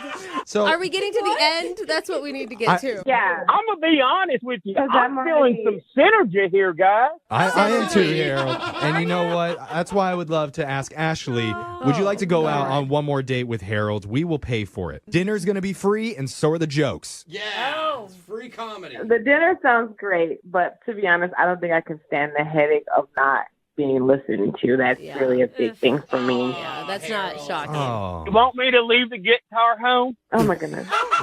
Or I could put it in the trunk in case you change your mind on the date. With the parachute. With the parachute, yeah. and the guitar together. Oh. Will you bring your ears I today? most certainly will. I have no problem with that. I just need to spend some more time with you. It's really sweet, Ashley. Dude, don't. I mean, your jokes were funny. Some of them. What? I mean, I'm going to be honest with you. You know, if you just eat a peanut butter sandwich, it's all good. But there is nothing like peanut butter, jelly, and banana. And Ashley, you're that banana. Oh. And you're the peanut butter and the jelly? Where's the bread? I don't think more romantic words have ever been said. Wait, are you actually changing your mind on this, Ashley? Are you actually turning? I don't know. I mean, he is kind of cute.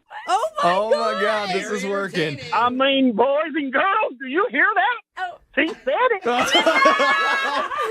There's some synergy up in this here air. Oh, I feel the synergy too. Okay. Oh, my All right. God. Ashley, we're sending you out one more time. Even if you change your mind, you're going out on one more date with Harold. Okay. Oh my God, you have to update us on this because I need to know how the second night went. Harold, are you feeling happy right now? I'm a little speechless. I can't even talk. Oh,